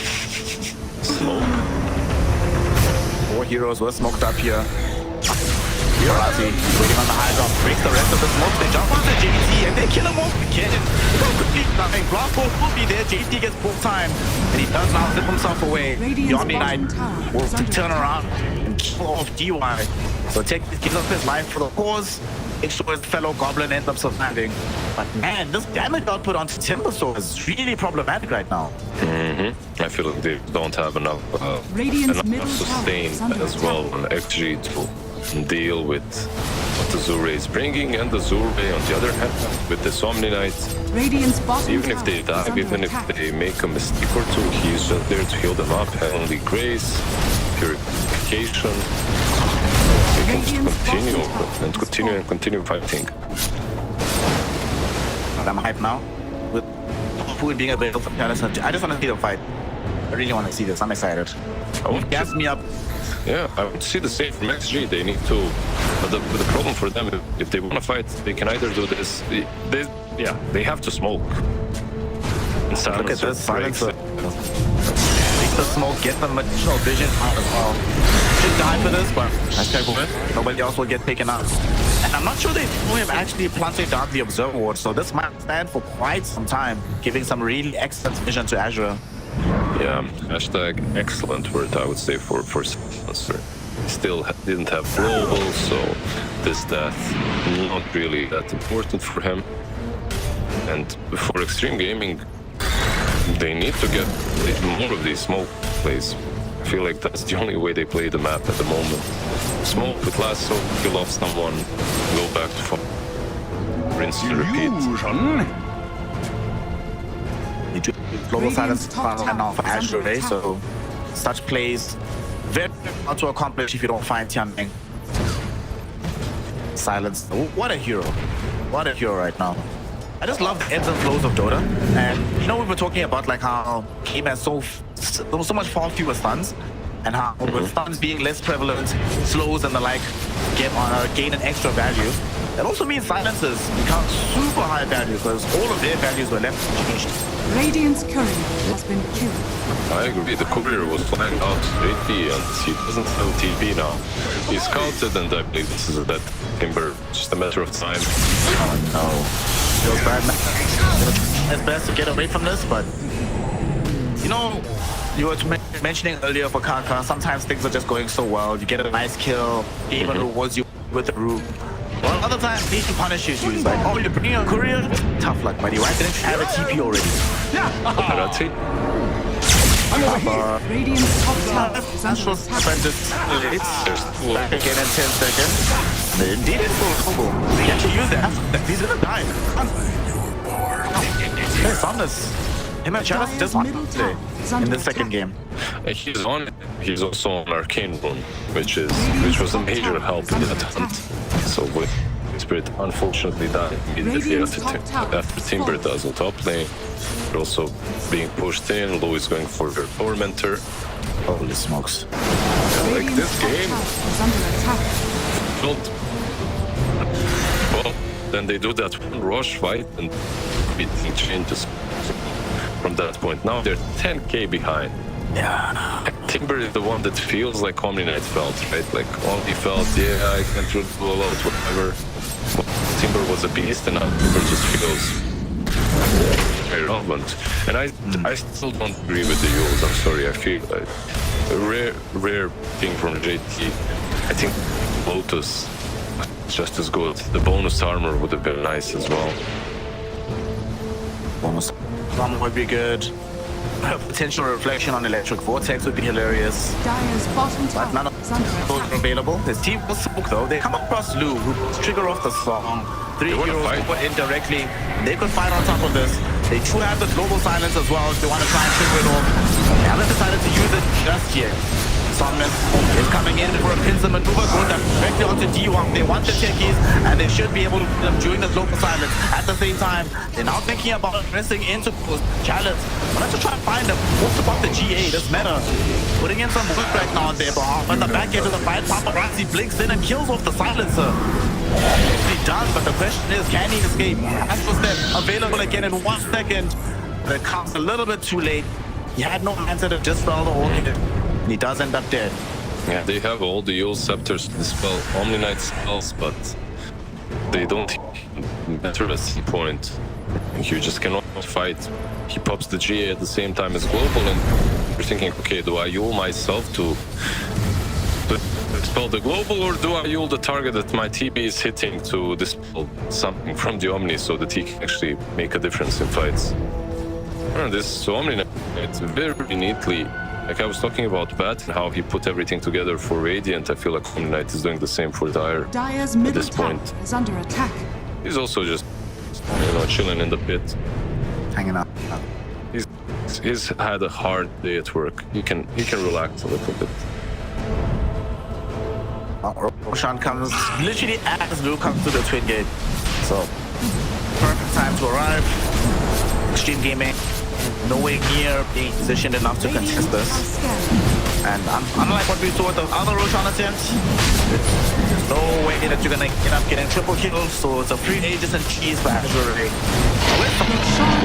He's too far away, so maybe they can't give him the Aegis. That's the one thing that does kind of suck about the situation.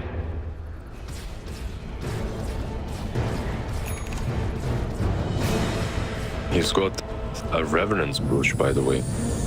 He queued up Shivas before, but decided to switch things up a little bit, be more aggressive. And you are playing into a TB and a Timber, right? This is super value. He did the other day as well. I think he's the only one to have done it. Just a heads-up rush into Revenant's Broach after finishing in Kaya Sanj, even pre-BKB or anything. Radiant's middle tower That is just under attack. speaks a lot about the confidence that he has at the moment when it comes to this game.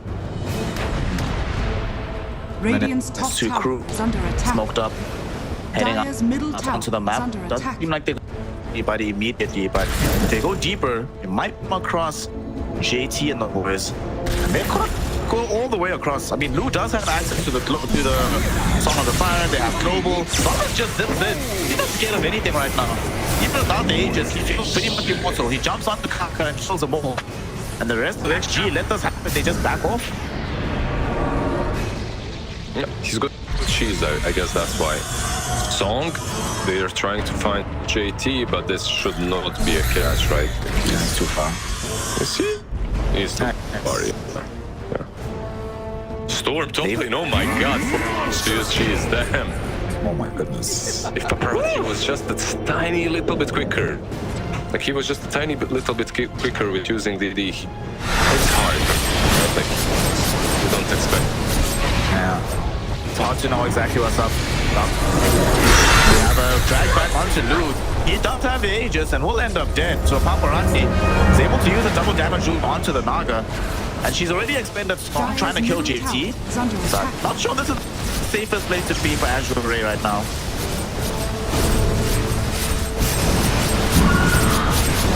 stick around, slowly sieging the tier 3 tower.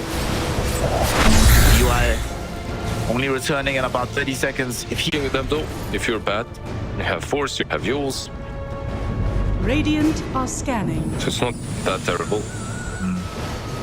Kaka better. While he's keeping up bottom, the rest of his team are posturing the dire high ground or near the tier 2 tower area. Smoke. They really want to take this, but they realize where they're at on the Azure raid. They smoke up. If they get here in time, they'll find them without Kaka. So this could be a 4v5 fight.